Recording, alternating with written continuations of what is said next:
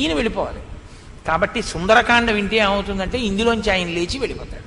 ఆయన లేచి వెళ్ళిపోగానే ఏమవుతుందంటే ఇక్కడ తేనె పుడుతుంది. అప్పుడు వచ్చి సీతారాములు ఇద్దరూ కూర్చుంటారు.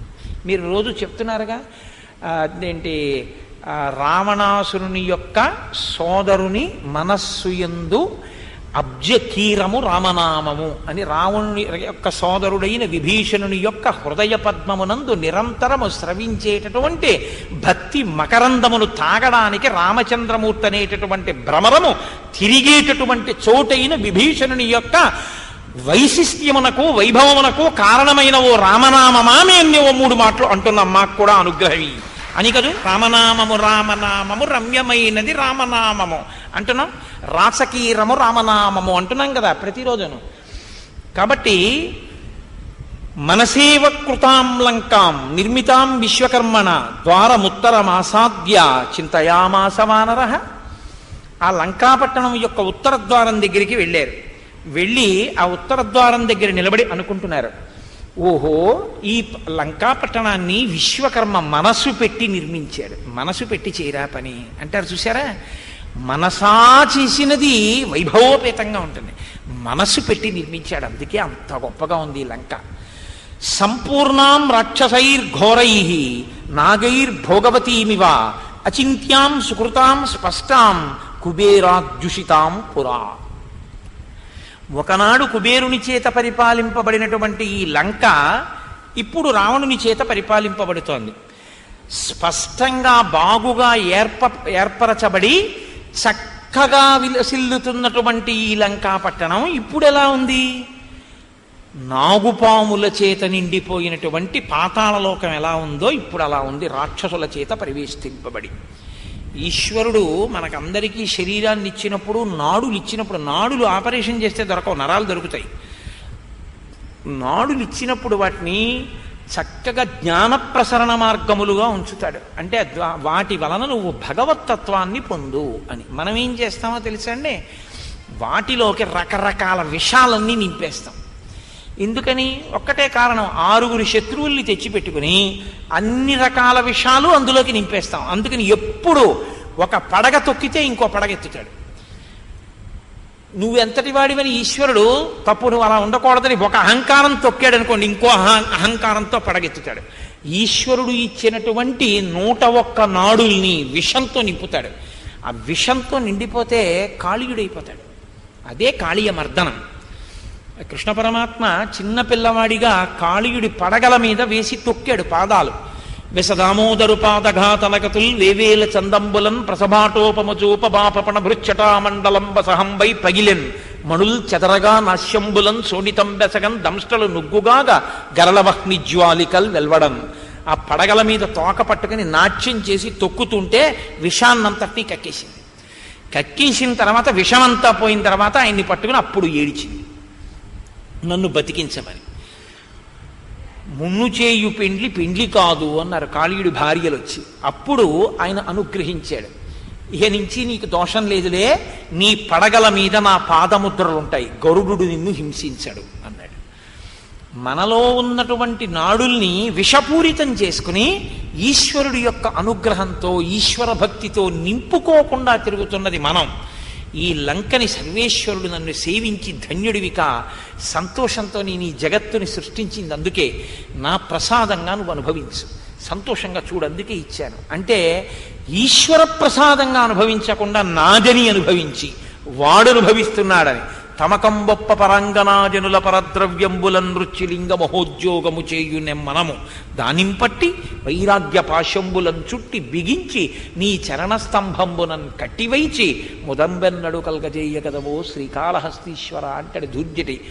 కాబట్టి విశ్వకర్మ చేత నిర్మింపబడినటువంటి లంక ఇప్పుడు రావణపాలిత అయిన లంక అయి నాగుల చేత నిండినటువంటి పాతాళం ఎలా ఉంటుందో అలా రాక్షసుల చేత నింపబడినటువంటి లంకగా మారిపోయింది.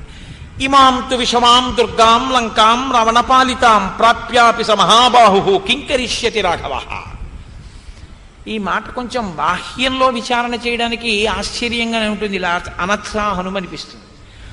ఇటువంటి లంక, ఇంత శక్తివంతమైన లంక, ఈ దుర్గంలోకి ఎవరు ప్రవేశించలేరు. ఇక్కడికి రాముడు వస్తే ఏం చేస్తాడు?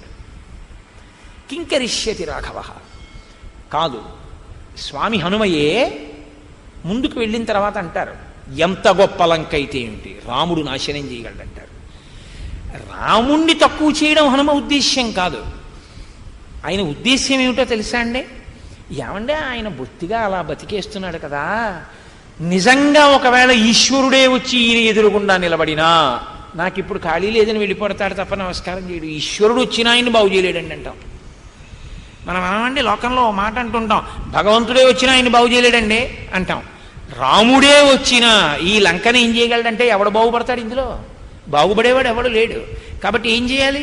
ఇక లంకలో ఎవడు లేకుండా చేయాలంటే ఈ లంక నశించిపోవాలి తప్ప రాముడంతటి ధర్మాత్ముడు వచ్చి నిలబడిన ఆయన్ని చూసి మారేవాడు ఇందులో ఉన్నట్టు నాకు కనబట్టలేదు. కొన్ని వేల కోట్ల రాక్షసులు ఉన్నారండి. ఎంతమంది మారి రాముడి పాదాలు పట్టుకున్నారు? అందులో ఒక్కడే, విభీషణుడు ఒక్కడే పట్టుకున్నాడు. ఇన్ని వేల కోట్లలో రాముడే వచ్చాడు. రాముడి దగ్గరికి వాళ్ళు వెళ్ళలేదు. 100 యోజనములు దాటి వచ్చాడు రాముడు.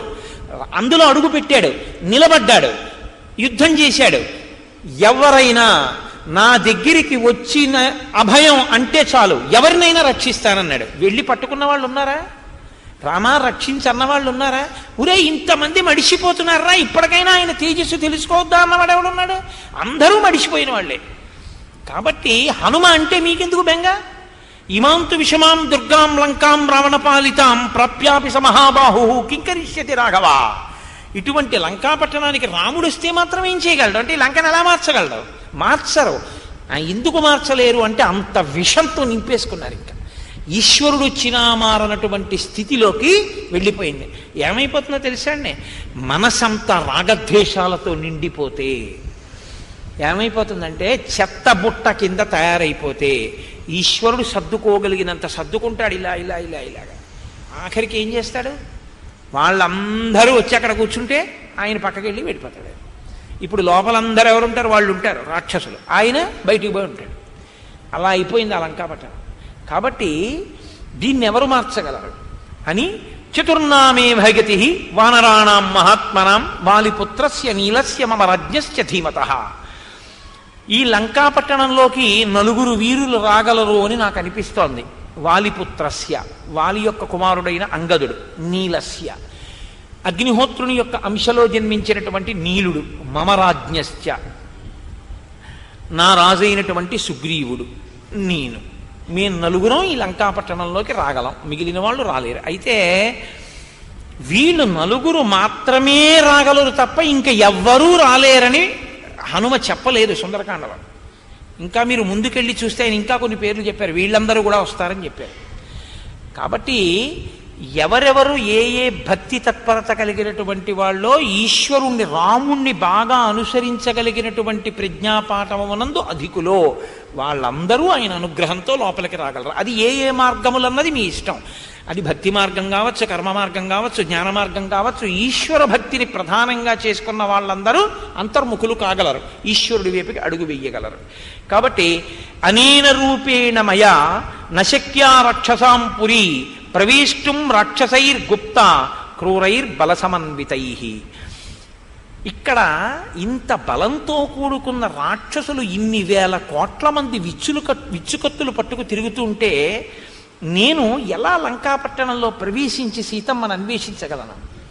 కాబట్టి ఈ రూపంతో, అంటే ఇంత పెద్ద శరీరంతో లంకాపట్టణంలోకి వెళ్ళడం అన్నది కుదరదు. ఇది మహానుభావుడి యొక్క లక్ష్యశుద్ధి. ఇది మీరు గమనించవలసింది ఏమిటంటే కేవల కథాపరంగా వినకండి. అంత లంకని చూస్తూ ఆయన తన లక్ష్యాన్ని జ్ఞాపకంలో ఉంచుకుంటున్నారు. తాను వచ్చింది సీతమ్మ తల్లిని అన్వేషించడానికి. సీతాన్వేషణమునకు నేను ఎలా వెళ్ళవలసి ఉంటుంది, అందుకని బుద్ధిమతాం వరిష్టం తప్ప నేనెడితే, ఇప్పుడు ఆయన బలం ఆయనకి తెలుసు, నేను పెడితే మాత్రం ఏమవుతుంది? ఏం చేస్తారు ఈ రాక్షసులందరూ? వస్తారా? రాని అన్నవాడు వెళ్ళిన తరువాత, అలా వెళ్ళిన తర్వాత జయాపజయములు విధి నిర్ణీతములు ఇన్ని కోట్ల మంది రాక్షసుల్ని మీరు వర్ధించే లోపల సీతమ్మ స్థానం మార్చేస్తే మీ అహంకారం, మీ బలం బానే ఉంది. రామకార్యం ఏమైనట్టు? రామకార్యం చెడిపోలేదు. ప్రభు కార్యం కోసం, తను వచ్చిన లక్ష్యం కోసం అవసరమైన రీతిలో వంగగలిగితే, ఒదగగలిగితే వాడు ప్రాజ్ఞుడు. ఒక ధనస్సు ఎదుట ఉన్న లక్ష్యాన్ని కొడుతుంది, కొట్టేటప్పుడు వంగుతుంది ధనస్సు. వింటినారిని పెట్టి తాడు కడితే వంగుతుంది, వంగని ధనస్సు కొట్టదు, వంగిన ధనస్సు కొడుతుంది. కిందకి వంగిన స్విచ్ లైట్ని వేయించగలదు, పైకి వెళ్ళిన స్విచ్ ఆర్పేస్తుంది. వంగినదేదో ప్రకాశించగలదు, వంగనిది ప్రకాశించలేదు కదండి. అందుకేగా బహుశా స్విచ్లన్నీ కిందకి అందుకే ఉంటాయి, ఇలా ఉంది. లేకపోతే వీళ్ళకి మార్గం తెలియదు, కిందకి వంగితే వెలుతురు వస్తుంది, పైకి ఎడితే ఆరిపోతుంది. వెలుతురు పోతుందని గుర్తిస్తే రోజు స్విచ్లు వేస్తారు కాబట్టి తలెత్తకుండా దించడం నేర్చుకుంటాడని అలా పెడతారేమో. అది స్విచ్ అనుకుని మనం వదిలేస్తే చేయగలిగి వాంత విషమాం దుర్గాం లంకాం రావణ పాలితాం ప్రాప్యాపి సమహాబాహు కింకరిష్యతి రాఘవ. అలా అనుకున్న వాడిని రాముడు మాత్రం ఏం చేస్తాడు. కాబట్టి ఇప్పుడు ఆయన విచారణ చేసి ఉగ్రౌజసో మహావీర్య బలవంతశ్చ రాక్షసాః వంచనీయా మయా సర్వే జనకీం పరిమార్గత. మీరిప్పుడు ఒకటి గమనించవలసి ఉంటుంది, సంప్రదించడానికి ఎవరూ లేరు ఆయనకి. ఆయన ఓసారి ఈ విషయం ఓసారి సెల్లో మాట్లాడదాం ఉండు రాముడితో అనడానికి అప్పుడు సెల్ ఫోన్లు, లేకపోతే పక్కన ఎవరో ఇంకో వానరుణ్ణి తెచ్చుకుని ఏం చేద్దామని మనం ఇక్కడ నువ్వు ఉండు నేను వెళ్ళి చూసొస్తాను అసలు విషయం ఏమిటో అనడానికి మాట్లాడడానికి పక్కన మనిషి కూడా లేడు. అటువంటి స్థితిలో ఇంత దుర్భేద్యమైన లంకని చూసినప్పుడు భయం కూడా వేయచ్చు. అయ్యి బాబోయ్ ఇందులోకి మనం ఎలా పెడతాం, ఎందుకు వచ్చిన గొడవ, వెనక్కి వెళ్ళిపోయి అసలు ఇలా ఉంది పరిస్థితి అని చెప్పొచ్చేద్దాం. ఎందుకంటే మనం 100 యోజనములు ఇట్టే వెళ్ళిపోగలం కాబట్టి ఒకసారి వెంటనే వెనక్కి వెళ్ళిపోయి అసలు పరిస్థితి సమీక్షా సమావేశం ఒకటి పెట్టి చూసి మళ్ళీ రావడమో ఇంకో నలుగురిని పట్టరావడమో ఏదో చేద్దాం అనుకోవాలి కదా. ఆయన అలా అనుకోరు. కార్యసాధన యందు ఏం చేస్తే బాగుంటుందో ఆలోచిస్తారు. ఇది బుద్ధి. అందుకే ఎవరెవరు హనుమ పాదములను ఆశ్రయిస్తారో వారి వారికి లక్ష్యమును ఛేదించగలిగి లక్ష్యమును సాధించగలిగిన బుద్ధి వైభవం అబ్బుతుంది. కాబట్టి ఆయన అంటారు లక్ష్యాలక్ష్యేణ రూపేణ రాత్రౌ లంకాపురీ మయా ప్రవేష్టం ప్రాప్తకాలం మే కృత్యం సాధయితుం మహత్. కనపడనటువంటి రూపంతో అంటే ప్రయత్నపూర్వకంగా చూస్తే తప్ప కనపడకూడదు. ఇలా చూసినా అదే ఉందో పానిద్దో అని పెద్ద దృష్టి దాని మీద పెట్టవలసిన అవసరం లేనంత చిన్న ప్రాణిగా మారిపోతాను. మారిపోయి రాత్రివేళ లంకలోకి వెడతాను. రాత్రివేళ లంకలోకి వెళ్ళి వెతుకుతాను. బాహ్యంలో రాత్రివేళ సీతమ్మని వెతకడం అంటే ఆయన ఉదయం బయలుదేరారు, ప్రదోష వేళకి లంకాపట్టణాన్ని శోధించడానికి వెడుతున్నారు ఆయన. రెండవ విషయం, అందరూ అప్పుడు నిద్రపోతూ ఉంటారు కాబట్టి వెతికి సీతమ్మ జాడ కనిపెట్టడం తేలిక. ఆంతరము చీకటి అంటే ఉన్న వస్తువు ఉన్నట్టు కనపడనటువంటి స్థితి. ఉన్న వస్తువు కనపడకపోవడం వల్ల వచ్చేటటువంటి లక్షణం భయం. యథార్థం తెలియకపోతేనే భయం, యథార్థం తెలిస్తే నిర్భయం. ఒక్కటే ఉంది అని ఎరుకలోకి వచ్చిందనుకోండి భయం ఎందుకు ఉంటుంది? రెండోది ఉంటే కదండి భయం. ఒక్కటే ఉందంటే ఇంకా భయం లేదు, భయరహిత స్థితి. రెండోది ఉంది భయం, అది మన ఏమైనా చేస్తుందేమో. ఆ ఒక్కటే ఉందని తెలియకపోవడం చీకటి. ఒక్క ఆత్మయే ఉంది తప్ప అసలు ఇంకోటి లేదని తెలుసుకోవడం సత్యాన్ని తెలుసుకోవడం. భయంలోంచి నిర్భయంలోకి వెళ్ళాలి. తమసోమా జ్యోతిర్గమయ మృత్యోర్మా అమృతంగమయ. ఈ వెళ్ళడానికి చెప్పేటటువంటి ప్రక్రియ ఆంతరంగా చీకట్లో వెతకడానికి వెళ్ళడం, అజ్ఞానంలోంచి జ్ఞానంలోకి వెళ్ళడం అంటే సాధక ప్రవృత్తి. దీన్ని ఆవిష్కరించడం. కాబట్టి నేను చిన్న శరీరంతో వెడతాను, అలా వెడతానని నిశ్చయం చేసుకుని నవినశ్యేత్ కథం కార్యం రామస్య విదితాత్మనః ఏకమేకస్య పశ్యేయం రహితే జనకాత్మజాం. సీతమ్మ తల్లి ఒక్కతే ఉండగా నేను జాగ్రత్తగా ఎదురు చూసి ఆవిడని నేను బాగా చూడడానికి మాట్లాడడానికి ఉన్న అవకాశం కలిగేంత వరకు నేను ఎదురు చూడాలి. అందుకే ఆయన మాట్లాడలేదు, ఉంగరం ఇవ్వలేదు. ఆవిడికి బాగా విశ్వాసము కుదరాలి. వేటుపడిన ప్రాణం అంటారు చూసారా. బాహ్యంలో సీతమ్మ తల్లికి ఎంత భయం పెరిగిపోయిందంటే ఆవిడికి ఎవరిని చూసినా అనుమానమే. సన్యాసి వేషంలో చెత్తుకుపోయినప్పుడు ఎవరిని చూస్తే ఆవిడ అనుమాన పడదండి. ఎవరొచ్చినా రావణుడైన భయం వచ్చేసింది ఆవిడికి. కాబట్టి ఇప్పుడు ఆవిడ బాగా నమ్మకం కలిగిన తరువాత ఉంగరం ఇవ్వకుండా ఉండడానికి కారణం అదే. అది అవతల వారి యొక్క హృదయాన్ని తాను బాగా అర్థం చేసుకుని ప్రవర్తించగలగడం. ఏమంటే రాముడి శిరస్సునే సృష్టించిన వాడు యుద్ధభూమిలో రాముడు మరణించి పడిపోయినట్టుగా సృష్టించగలిగిన వాడు మాయా సీతని సృష్టించి తీసుకొచ్చి వానరుల ముందు సీత యొక్క తల నరికేస్తే హనుమ అంతటి వారు నమ్మేశారు యుద్ధకాండలో. నమ్మేసి సీతమ్మ చచ్చిపోయిందని యుద్ధం అనేశారు అందరూ. ఇన్ని చేసిన వాడు రాముడు ఉంగరం సృష్టించలేడండి. ముందెళ్ళి రాముడి ఉంగరం ఇస్తే అవతల బారేస్తున్నాడు, చావతల మారువేషంలో వచ్చామని. ముందు ఆవిడకి నమ్మకం కలిగాక ఉంగరం ఇవ్వాలి, అప్పుడు ఆ ఉంగరం యొక్క ప్రయోజనం సిద్ధిస్తుంది, లేకపోతే రామకార్యం భంగం అవుతుంది. ఇది బాగా అవతల వారి యొక్క స్థితిని గుర్తిరిగి ప్రవర్తించడం హనుమ యొక్క బుద్ధి వైభవం సుందరకాండలో. అది దానికి బీజం ఇక్కడ పడింది. ఎలా ఆలోచిస్తున్నారో చూడండి ఆయన. అందుకని ఆమె ఒక్కతేనే కలుసుకోవాలి, ఎలా కుదురుతుంది? అలా నేను కలవకపోతే ఏమవుతుంది? రామకార్యం భంగం అయిపోతుంది. రామకార్యం భంగం అయిపోయిన నాడు నా యందు ఎన్ని విభూతులైనా ఉండొచ్చు, నేను ఎంత గొప్పవాడినైనా అవ్వచ్చు. ఎవరికి కావాలి? భూతాశ్చార్దాహ విపద్యంతే దేశకాల విరోధితాః విక్లమం దూతమాసాద్యాతమ సూర్యోదయే యథా అర్ధానర్ధాంతరే బుద్ధిర్నిశ్చితాపిన శోభతే ఘాతయంతి హి కార్యాణి దూతాః పండితమానినః. సూర్యోదయం అవగానే చీకట్లు ఎగిరిపోయినట్టు తను చాలా గొప్పవాణ్ణి అనుకుని అతిశయంతో ప్రవర్తించినటువంటి దూత వలన ప్రభు కార్యం భగ్నమైపోయిన తర్వాత అటువంటి వాడు ఎంత పండితుడైతే ఎవడికి కావాలి, ఎంత సమర్థత ఉన్నవాడైతే ఎవడికి కావాలి. అలా కాకుండా ఉండాలంటే నేను ఒదిగి ఒదిగి జాగ్రత్తగా ఆలోచించి కార్యాన్ని సాధించవలసి ఉంటుంది అనుకుని సూర్యే చాస్తం గతే రాత్రౌ దేహం సంక్షిప్యమారుతి వృషదంశకమాత్ర సన్ బభూవ అద్భుత దర్శన. ఇప్పుడు సూర్యే చాస్తం గతే రాత్రౌ ప్రదోష వేళ అని గుర్తు, ఫాల్గుణ శుద్ధ త్రయోదశి కాబట్టి పండు వెన్నెల పౌర్ణమికి ముందు కదండి. అందుకని మనం పౌర్ణమికి వచ్చాం. సుందరకాండ ఇంచుమించుగా మన ప్రమేయం లేకుండా అలాగే ప్రారంభమైంది. త్రయోదశి చతుర్దశి తిథుల్లోకి వచ్చింది. ఇప్పుడు ఆ వెన్నెలలో నేను సీతమ్మను అన్వేషిస్తానని ప్రదోష వేళలో హనుమ బయలుదేరారు. బయలుదేరినప్పుడు దేహం సంక్షిప్యమారుతి, తన శరీరాన్ని బాగా చిన్నది చేసేసుకున్నారు. ఎంత చిన్నది చేసుకున్నారు? వృషదంశకమాత్రసన్, పిల్లి పిల్లంతా చేసుకున్నారు. అద్భుత దర్శన, అద్భుతమైన దర్శన శక్తితో వెడుతున్నారు. పిల్లికి రెండు లక్షణాలు ఉన్నాయి. ఒకటి, పిల్లి నడక తెలియదు. లోకంలో నడక తెలియని ప్రాణి పిల్లి ఒకటే. నడక తెలియదంటే దానికి నడవడం తెలియదని కాదు, అది నడుస్తోందని మనకి తెలియదు. ఎందుకో తెలుసా అండి? దాని పాదముల యందు మాంసపు ముద్దలు ఉంటాయి. అందుకే వీడిది పిల్లి నడకరా, ఎటు నుంచి వచ్చాడంటారు. చప్పుడు అవదు. పిల్లి వస్తూ ఉంటే అస్సలు చప్పుడు అవదు. గమనం ఉంటుంది, కదలిక ఉంటుంది, నడుస్తుంది. కానీ నడుస్తోందని తెలియబడదు. అన్ని ప్రాణులకి కనపడనప్పుడు దానికి బాగా కనపడుతుంది. ఈ రెండు లక్షణాలు ఉన్నది పిల్లి. అందుకని మహర్షి అద్భుత దర్శన అంటారు. ఇప్పుడు ఆయన నడుస్తున్నారు. ఎటు నడుస్తున్నారు? మీకు కనపడే నడక కాదది, ఆంతరంలో. బాహ్యంలో ఆయన లంకలోకి వెడుతున్నారు, ఆంతరంలో తనలోకి తాను వెడుతున్నాడు యోగిగా. అంతర్ముఖ సమారాధ్య బహిర్ముఖ సుదుర్లభ, లోపలికెడితే దొరుకుతుంది సీతమ్మ ఆత్మ.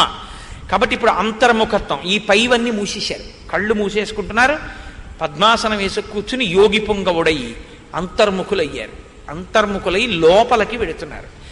మనిషి అంతర్ముఖుడై లోపలికి ప్రయాణం చేసి ఆత్మవస్తువుని తెలుసుకునే ప్రయత్నంలో ఉన్నప్పుడు కదలికలు పైకి తెలియవు. ఆ కదలికని, ఆ చప్పుడు మీకు తెలియదు. ఎటు వెడుతున్నాడు అంటే మీరేం చెప్పలేరు. అంతర్ముఖత్వం పొందినటువంటి వ్యక్తి యొక్క గమనం మీకు తెలియదు. ఇది పిల్లి పిల్ల యొక్క నడక. అందుకని పిల్లి పిల్ల అంత అవడం. లోపలికి వెళ్ళి చూడబడేటటువంటి వస్తువు వేరు, వీటితో పై ఒక్కటే చూస్తాం. ఈ పైన చూసే కళ్ళు అందరికీ ఉన్నాయి, లోపల చూసే కన్ను పొందినటువంటి వాడెవడో వాడు అదృష్టవంతుడు. వాడు జ్ఞాననేత్రమును పొందినవాడు. కాబట్టి అందుకు కదండి ఉపనయనము. కాబట్టి ఇప్పుడు జ్ఞాననేత్రమును పొందినటువంటి వాడు అద్భుతమును దర్శించినవాడు. ఆత్మకి అద్భుతమని పేరు. యోగి లోపలికి వెళ్ళి దర్శనం చేయడానికి చేసేటటువంటి ప్రక్రియ ఆంతరముగా ప్రతిపాదన. బాహ్యమునందు లంకలోకి వెడుతున్నటువంటి హనుమ. కాబట్టి ఇప్పుడు ఆయన ఆ ప్రాకారం దగ్గరికి వెళ్ళి ఒక్కసారి ఆ లంకాపట్టణాన్ని చూశారు. ప్రదోషకాలే హనుమన్ తూర్ణముత్పుత్య వీర్యవాన్ ప్రవివేశపురీం రమ్యాం సువిభక్త మహాపథాన్. ఆ ప్రదోషకాలంలో వేగంగా వెళ్ళి చూసినటువంటి హనుమకి బాగుగా విభజింపబడి చక్కటి మార్గములతో కూడినటువంటి లంకాపట్టణం కనపడింది. ప్రసాదమాలావితాం స్తంభై కాంచనరాజతై శాతకుంభమయైర్జాలై గంధర్వనగరోపమాం. గంధర్వనగరమా మాయచేత సృష్టింపబడినదా అన్నట్టుంది. ఎందుకంటే బాహ్యంలో అసలు అలా కడతారని మీరు ఊహించడం కుదరదు. ఇప్పుడు అలా అనగానే మీ దృష్టి ఏమవుతుంది? ఆగిపోతుంది. అవునా కదా? అసలు బాహ్యంలో అలాంటి వస్తువు ఉండదు. అటువంటి వస్తువు మీకు కనపడింది అనుకోండి, మీరు అలా ఉండిపోతారా? ఉండిపోరా? అలా ఉండిపోయిన క్షణంలో మీ మనస్సు కూడా మీ కన్నుల ద్వారా ఆ వస్తువు మీదకి వెళ్ళి నిలబడిపోయింది. నిలబడిపోగానే మీరు దేనికోసం బయలుదేరారో అది మీరు మర్చిపోయారు. బాహ్యంలో వస్తువు అలా ఉందని చెప్పి దాన్ని చూడకుండా తను అనుకున్న వస్తువు కోసం తాను వెళ్ళిపోతే ఆయన ప్రాజ్ఞుడు కదా. వస్తువు చాలా గొప్పది, దాన్ని చూస్తూ ఆయన ఉండరు. ఆయన సీతమ్మ కోసం వెళ్ళిపోతారు. ఇది ఆయన వైభవం, ఆయన అంతఃసౌందర్యం చెప్పడం, ఆయన దేని చేత సుందరుడో చెప్పడం సుందరకాండ. బాహ్య సౌందర్యము అంతఃసౌందర్యమునకు ప్రతిబంధకంగా నిలబడలేకపోయింది. ఇది చెప్పగలిగిన విషయం ఇంత ప్రజ్ఞతో ఈ సౌందర్యమునందొచ్చేటటువంటి ఘర్షణలలో నిలబడగలిగిన ప్రజ్ఞని చూపించిన సౌందర్యావిష్కరణ చేసిన కాండ సుందరకాండ. ఇది మీరు అనుభవించవలసినటువంటి విషయం. అవి ఎలా ఉన్నాయి? పైగా ప్రసాదమాలావితతాం, ఒక్కటి కాదు, ఓ పెద్ద హర్మ్యం పక్కన పాడుపడిపోయిన ఇల్లు ఉన్నాయనుకోండి, ఏదో 2 లడ్లు ఓ ఉప్పు కణిక ఉన్నట్టు ఉంటుంది. 2 లడ్లు తినేసి ఇంకోటి తినడానికి ఓ ఉప్పు కణిక నోట్లో వేసుకున్నట్టు ఉంటుంది. అలా కాదు. ప్రసాదమాలావితతాం స్తంభై కాంచనరాజతై శాతకుంభమయై దివ్యై గంధర్వనగరోపమాం. ప్రసాదమాలావితతాం, ఆ ప్రాసాదములన్నీ కూడా, అంతఃపురములు, భవనములన్నీ కూడా పెద్ద వరుసల కింద ఉన్నాయి, మాలల కింద. అన్ని శాతకుంభమై దివ్యై, అన్ని బంగారంతో నిర్మించారు. ఇప్పుడు చంద్రకిరణములు పడుతున్నాయి వాటి మీద. ఎలా ఉంటుంది అసలు ఆ సొబగు? ఒక పచ్చటి తేజస్సు వస్తుంటుంది. ఇటువంటి ఉద్యానవనాలు, పక్షులు, జంతువులు. మహర్షి అన్నారు జాలై, కిటికీ కూడా నువ్వు ఎప్పుడు అటువంటి చూడలేదన్నాడు.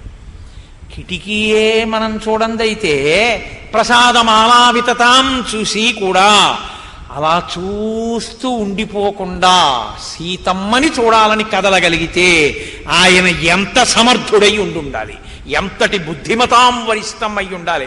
అది చెప్పడానికి వాక్కులు సరిపోతాయా? చాలవు. అది ఆయన ప్రజ్ఞ. అందుకే హనుమద్వైభవాన్ని ఆవిష్కరించింది, ఒక సాధకుని యొక్క వైభవాన్ని ఆవిష్కరించింది సుందరకాండ.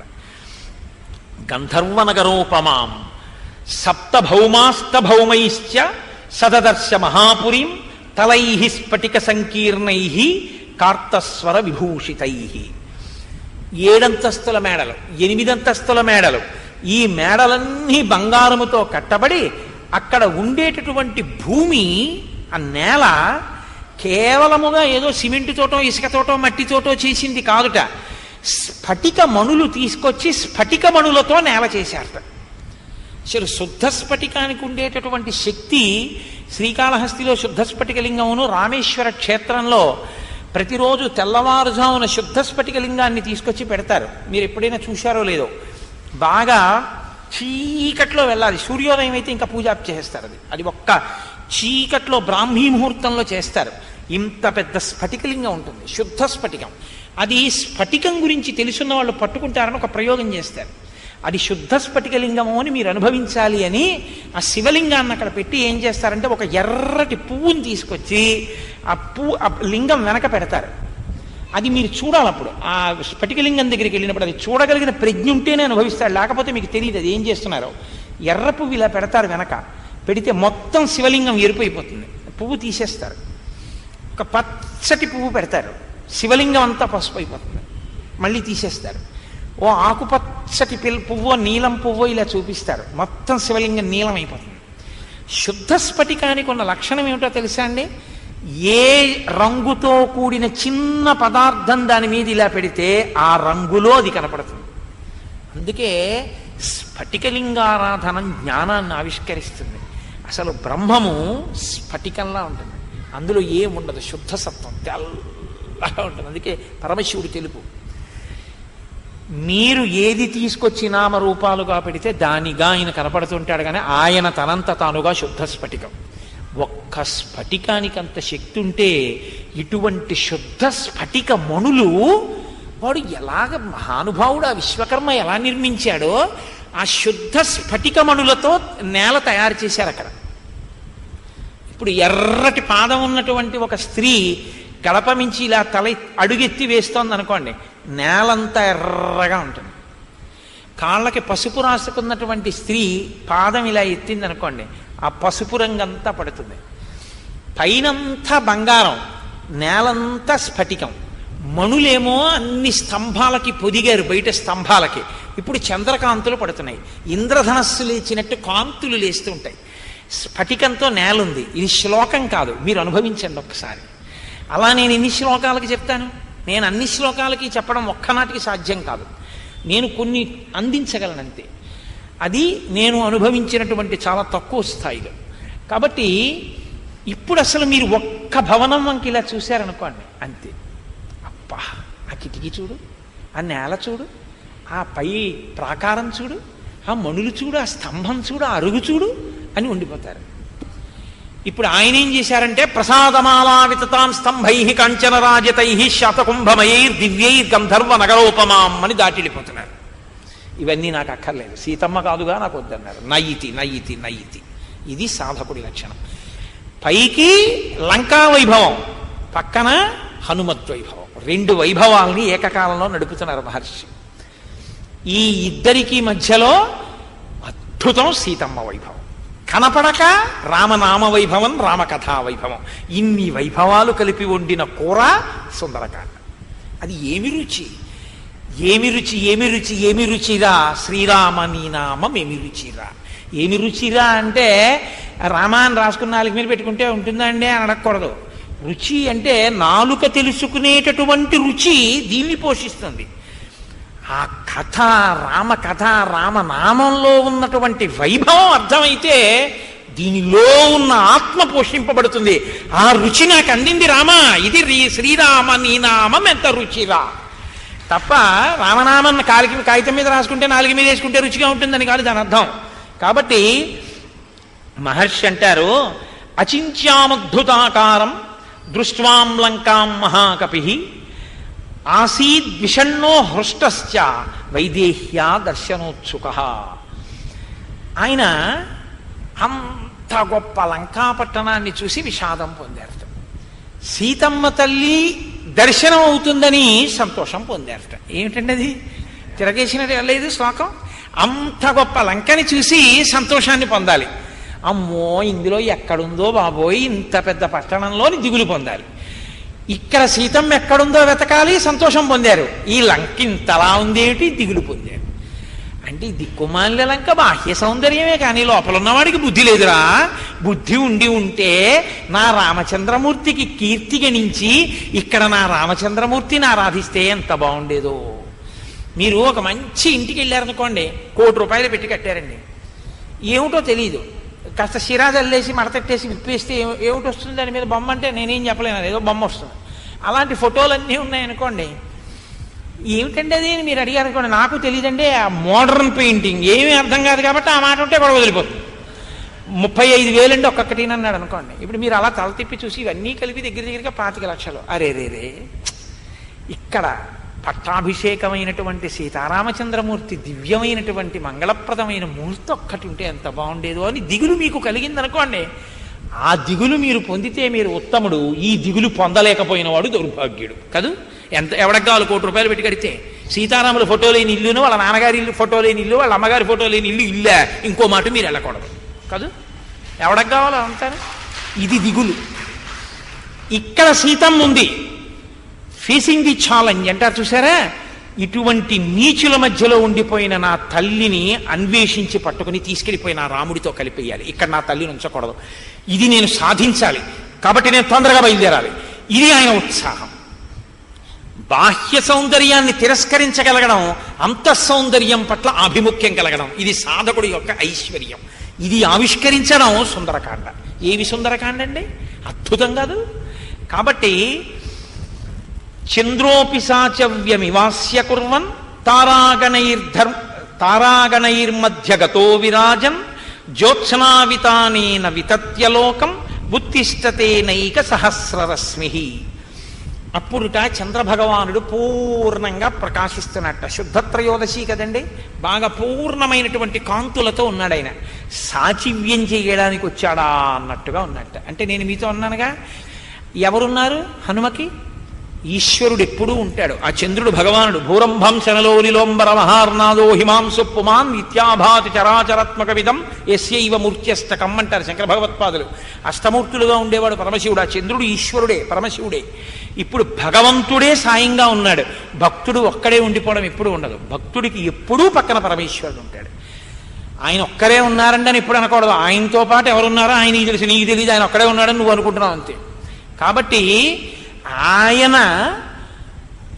ఆయనకి సాచివ్యం చేయడానికి, అంటే ఈ చీకట్లో వెతుకుతున్నటువంటి హనుమకి ఏది ఏ వస్తువో స్పష్టంగా తెలియచెయ్యడానికి రావణుడు నిగ్రహించలేని రీతిలో చంద్రుడు ఆకాశంలో ప్రకాశించి వెన్నెలలు కురిపించి సాయం చేస్తున్నాడు. శంఖప్రభం క్షీర మృణాళ వర్ణం ఉద్గచ్చమానం వ్యవభాసమానం దదర్శ చంద్రం హరిప్రవీర పోప్లూయమానం సరసీవ హంసం. అబ్బా, ఏమి విశేషణాలు వేస్తారో మహర్షి. తెల్లటి పాలు ఎలా ఉంటాయో, తెల్లటి పాలు ఏమిటి, పాలలా తెల్లగా, తెల్లటి పాలు అనకూడదు, నల్లటి పాలు కూడా ఉంటాయేంటి, పాలలా తెల్లగా, తామర తూడులా పైకి వచ్చి ప్రకాశిస్తున్నటువంటి ఆ చంద్రబింబం నీటిలో ఈదుతున్నటువంటి హంసలా ఉన్నట్ట. ఎందుకని?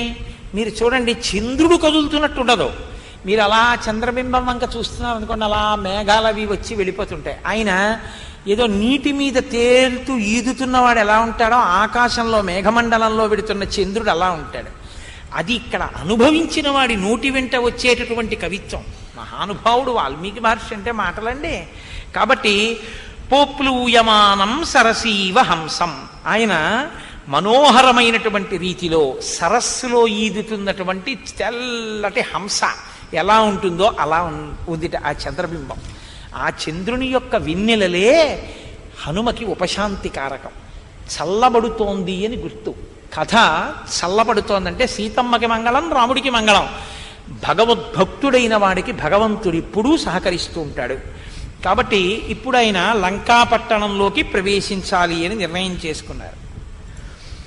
ఆసాద్య సహసా హృష్ట ప్రాకారమభివేదివాన్ విస్మయా విష్ట హృదయ పురీమాలోక్య సర్వత వజ్రస్ఫటిక ముక్తాభి మణికుట్టిమభూషితై తప్తహాటక నిర్యూహై రాజతామల పాండురై. ఆయన ఆ ప్రాకారం మించి లంకాపట్టణంలోకి చూశారు. చూస్తే ఎక్కడ చూసినా కూడా విస్మయాన్ని కలిగించేటటువంటి రీతిలో ఉన్నాయి ఆ వీధులన్నీ కూడా. జంబూనదమయైర్ ద్వారై, ద్వారములంటే తలుపులు. తలుపు అన్న తర్వాత ఎక్కడో అక్కడ ఓ కొయ్య తలుపు కనపడాలి కదండి, దిక్కుమాలింది. తలుపు అన్న తర్వాత బొత్తిగా అసలు ఒక్కటి కొయ్య తలుపు లేకపోతే, ఆయన అన్నారు ద్వారములన్నీ బంగారమే. ఒక్క ఇల్లు, తెల్ల రేషన్ కార్డు ఇవ్వవలసిన ఇల్లు అక్కడ లేదు. అంటే అన్నీ బంగారు తలుపులే. అంత గొప్ప ఐశ్వర్యవంతమైనటువంటి నగరం. ఇందులో బాహ్యంలో, ఆంతరంలో అంత దరిద్ర నగరం. ఎందుకని? అన్నీ తప్పు పనులు అదే కేంద్రంగా జరుగుతూ ఉంటాయి. వజ్రస్ఫటిక ముక్తాభి మణికుట్టిమభూషితై తప్తహాటక నిర్యూహై రాజతామల పాండురై. వజ్రములు, స్ఫటికములు, ముత్యములు, మణులు మొదలైనటువంటివి గచ్చులో కూడా, నేల మీద, స్తంభాలలో, గోడలలో పొదిగారు. దక్షారామంలో చీకటి కోణం అని ఒకటి ఉంటుంది. మీరు దర్శనం చేస్తున్నప్పుడు శివలింగం దగ్గరికి వెళ్ళేటప్పుడు మూల భాగం దగ్గర చీకటి కోణం అని ఉంటుంది. అది ఒకప్పుడు లైట్లు ఉండే ఒక గోడలకి వజ్రాలు, వైఢూర్యాలు, మణులు పొదిగారు. అది వెడుతున్నప్పుడు చీకట్లో మణులు ప్రకాశిస్తుంటే మణుల కాంతిలో ప్రదక్షిణం చేసేవారు. సరే, ఆ తర్వాత ఎత్తుకుపోయే వాళ్ళు వచ్చారు, గుణపాలు పెట్టి కొట్టి ఎత్తుకుపోయారు. ఎత్తుకుపోతే అది నిజంగా చీకటి కోణంగానే మిగిలింది ఇప్పుడు.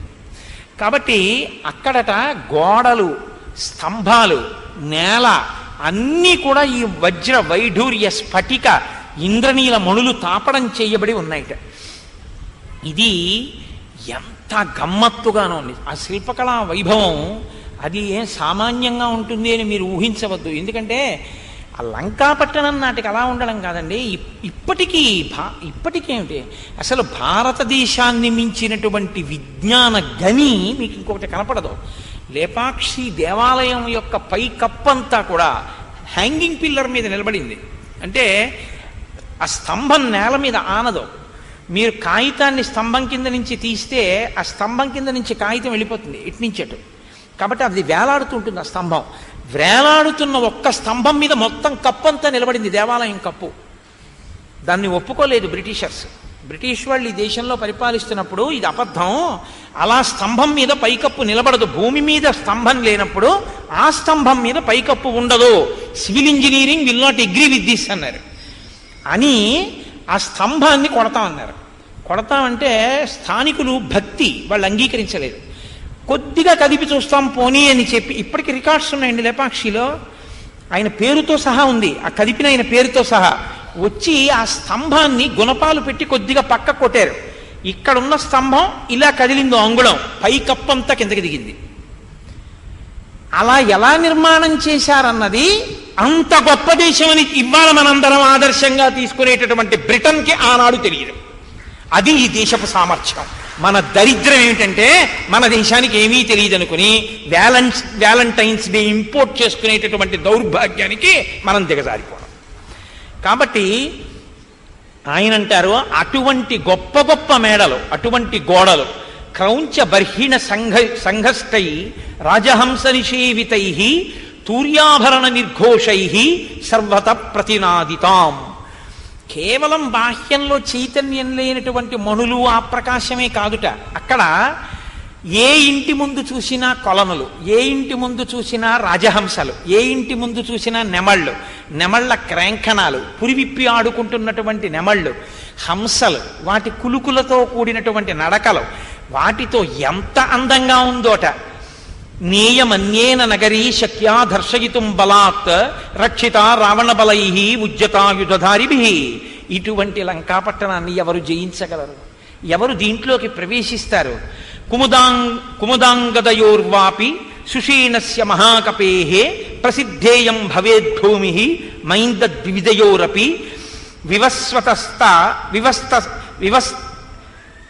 వివస్వతస్తనూజస్య హరీశ్చ కుశపర్వణః వృక్షస్య కేతుమాలస్య మమ చైవ గతిర్భవేత్ సమీక్షతు మహాబాహో రఘవస్య పరాక్రమం లక్ష్మణస్య చ విక్రాంతం అభవత్ ప్రీతిమాన్ కపిః. ఆయన అంటారు, ఈ లంకాపట్టణంలోకి రాగలిగిన వాళ్ళు మా వానరులు ఇంకా ఉన్నారు. కుముదుడు వస్తాడు, అంగదుడు వస్తాడు, సుషేణుడు వస్తాడు, మా రాజైనటువంటి సుగ్రీవుడు వస్తాడు, మైందుడు వస్తాడు, దివిదుడు వస్తాడు, అలాగే కుశపర్వణుడు వస్తాడు. ఇటువంటి శక్తి కలిగిన వానరులు అందరూ వస్తారు. దానితో పాటుగా ఈ పట్టణం ఎంత గొప్పదైనా మా రామచంద్రమూర్తి లక్ష్మణమూర్తి యొక్క బాణముల ధాటికి ఈ లంక నిలబడలేదు. ఇందాక ఏ స్వామి లంకాపట్టణానికి రాముడు వచ్చి ఏం చేస్తాడన్నారో ఆయనే మాట వినేవాడు లేడు కాబట్టి రామబాణములకు నశిస్తుందని కూడా చెప్తున్నారు. ఆయన హృదయం అది. కాబట్టి సాతం హరివరం దృష్ట్వా లంకాం రావణపాలిత స్వయమేవోత్థిత తత్ర వికృతానన దర్శన. వికృతమైనటువంటి ముఖంతో ఆ లంక యొక్క ఉత్తర ద్వారం దగ్గరికి వెళ్ళేటప్పటికీ లంకయే కనపడింది. లంక అధిష్టాన దైవం ఉంది. ఆ లంకకంతటికి అధిష్టాన దైవం ఆవిడ. తెలుగులో లంకిణి అంటుంటారు, సంస్కృతంలో లంకే. లంకయే అధిష్టాన దైవతంగా లంకని కాపు కాస్తూ ఉంటుంది. ఆవిడ కనపడింది. ఇప్పటికీ అలా ఉంటుంది. ఎందుకని అంటే కాశీపట్టణంలో వారాహి దేవత ఇప్పుడు కూడా చీకటి పడగానే కాశీపట్టణం అంతా తిరుగుతుంది. చీకటి పడగానే గుళ్ళోకి వెళ్ళిపోయి తలుపులు వేసేసుకుంటుంది. అందుకే సూర్యోదయం అయితే ఇంకా వారాహి దర్శనం ఉండదు కాశీలో. మనం చూడలేం కూడా. ఆ వారాహి యొక్క స్వరూపాన్ని దగ్గరగా నిలబడి చూడడానికి ఎవరికి ధైర్యం సరిపోదు. అందుకని ఏం చేస్తారంటే వారాహి దేవాలయం పైకప్పెక్కి సూర్యోదయానికి పూర్వమే పైన కన్నాలు ఉంటాయి, ఆ కన్నాల్లోంచి చూడాలి వారాహిని. కన్నాల్లోంచి చూసినందుకే ఉద్వేగం కలుగుతుంది. అలా ఉంటుంది ఆవిడ స్వరూపం. లలితా సహస్రంలో చెప్తారే దండనాయకి, ఆవిడ సర్వసైన్యాధ్యక్షురాలు లలితాదేవికి. ఆ వారాహి ఇప్పటికీ కాశీలో తిరుగుతుంది. రాత్రి వేళ లోపలికి వెళ్ళిపోతుంది, తెల్లవారుతుండగా లోపలికి వెళుతుంది. లోపలికి వెళుతుండగానే చీకట్లోనే అర్చకులు అర్చన చేసేసి తలుపులేసి వెళ్ళిపోతారు. ఎవరైనా చూసేవాళ్ళు ఉంటే పైనుంచోసారి లోపలికి చూసి వెళ్ళిపోతారు అంతే. మీరు చూసి ఉంటారనుకుంటాను చాలామంది. మీరు చూశారండి వారాహి? కాబట్టి వారాహి దేవాలయం కాశీపట్టణంలో అత్యంత ప్రసిద్ధి చెందినటువంటి దేవాలయం. ఇన్నట ఎప్పుడైనా కాశీ పెడితే చూడండి, చూసిన వాళ్ళు. చూడని వాళ్ళైతే ఇప్పుడు ఆయన ఉత్తర ద్వారం దగ్గరికి వెళ్ళేటప్పటికీ ఆ లంక ఈయన అడిగింది, కస్త్వం కేనచ కార్యేణ ఇహ ప్రాప్తో వనాలయ కథయ స్నేహయత్తత్వం యావత్ ప్రాణాధరంతితే నశక్యం ఖల్వియం లంకా ప్రవేష్టం వానరత్వయ రక్షిత రావణబలై అభిగుప్త సమంతతః. ఓ వానరా, ఏ పని మీద ఇక్కడికి వచ్చావు? ఎందుకు లోపలికి వెళ్ళాలనుకుంటున్నావు? ఎక్కడో అడవిలో తిరిగేటటువంటి వాడికి ఇక్కడికి ఎందుకు వచ్చావు అంటే మాట యందు పారుష్యం, కొంతమంది చూడండి అభిజాత్యం, అసలు ఎవరో తెలియకుండా మాట్లాడడమే అంత గర్వంగా అంత అతిశయంగా ఉంటుంది. అలా మాట్లాడింది ఆవిడ. నశక్యం ఖల్వియం లంకా ప్రవేష్టం వానరత్వయ, నువ్వు ఈ లంకలోకి వెళ్ళలేవు, నేను కాపు కాస్తున్నాను, నేను కాపు కాస్తుండగా నన్ను ఓడించి తప్ప ఇందులోకి వెళ్ళరు అంటే ఆయన అన్నారు, కాత్వం విరూపనయనా పురద్వారేవ తిష్టసి కిమర్థం చాపిమాం వృద్ధ్వా నిర్భుత్సయసి దారుణ. ద్వారం దగ్గరే కనబడ్డావా? వికృతమైన నయనములున్నదానా? ఇంత వికారంగా ఉన్నావు, ఎవరు నువ్వు, ఎందుకున్నావు ఇక్కడ అంటే, హనుమద్వచనం శ్రుత్వా లంకాసా కామరూపిణి ఉవాచ వచనం క్రుద్ధా పరుషం పవనాత్మజం. చాలా కోపం పొందేసింది. దేనికంటే అంత కోపం? నువ్వు ఎవరిక్కడున్నావు వికృతాననా అన్న రావిడంత పరుషంగా మాట్లాడచ్చా అంటే,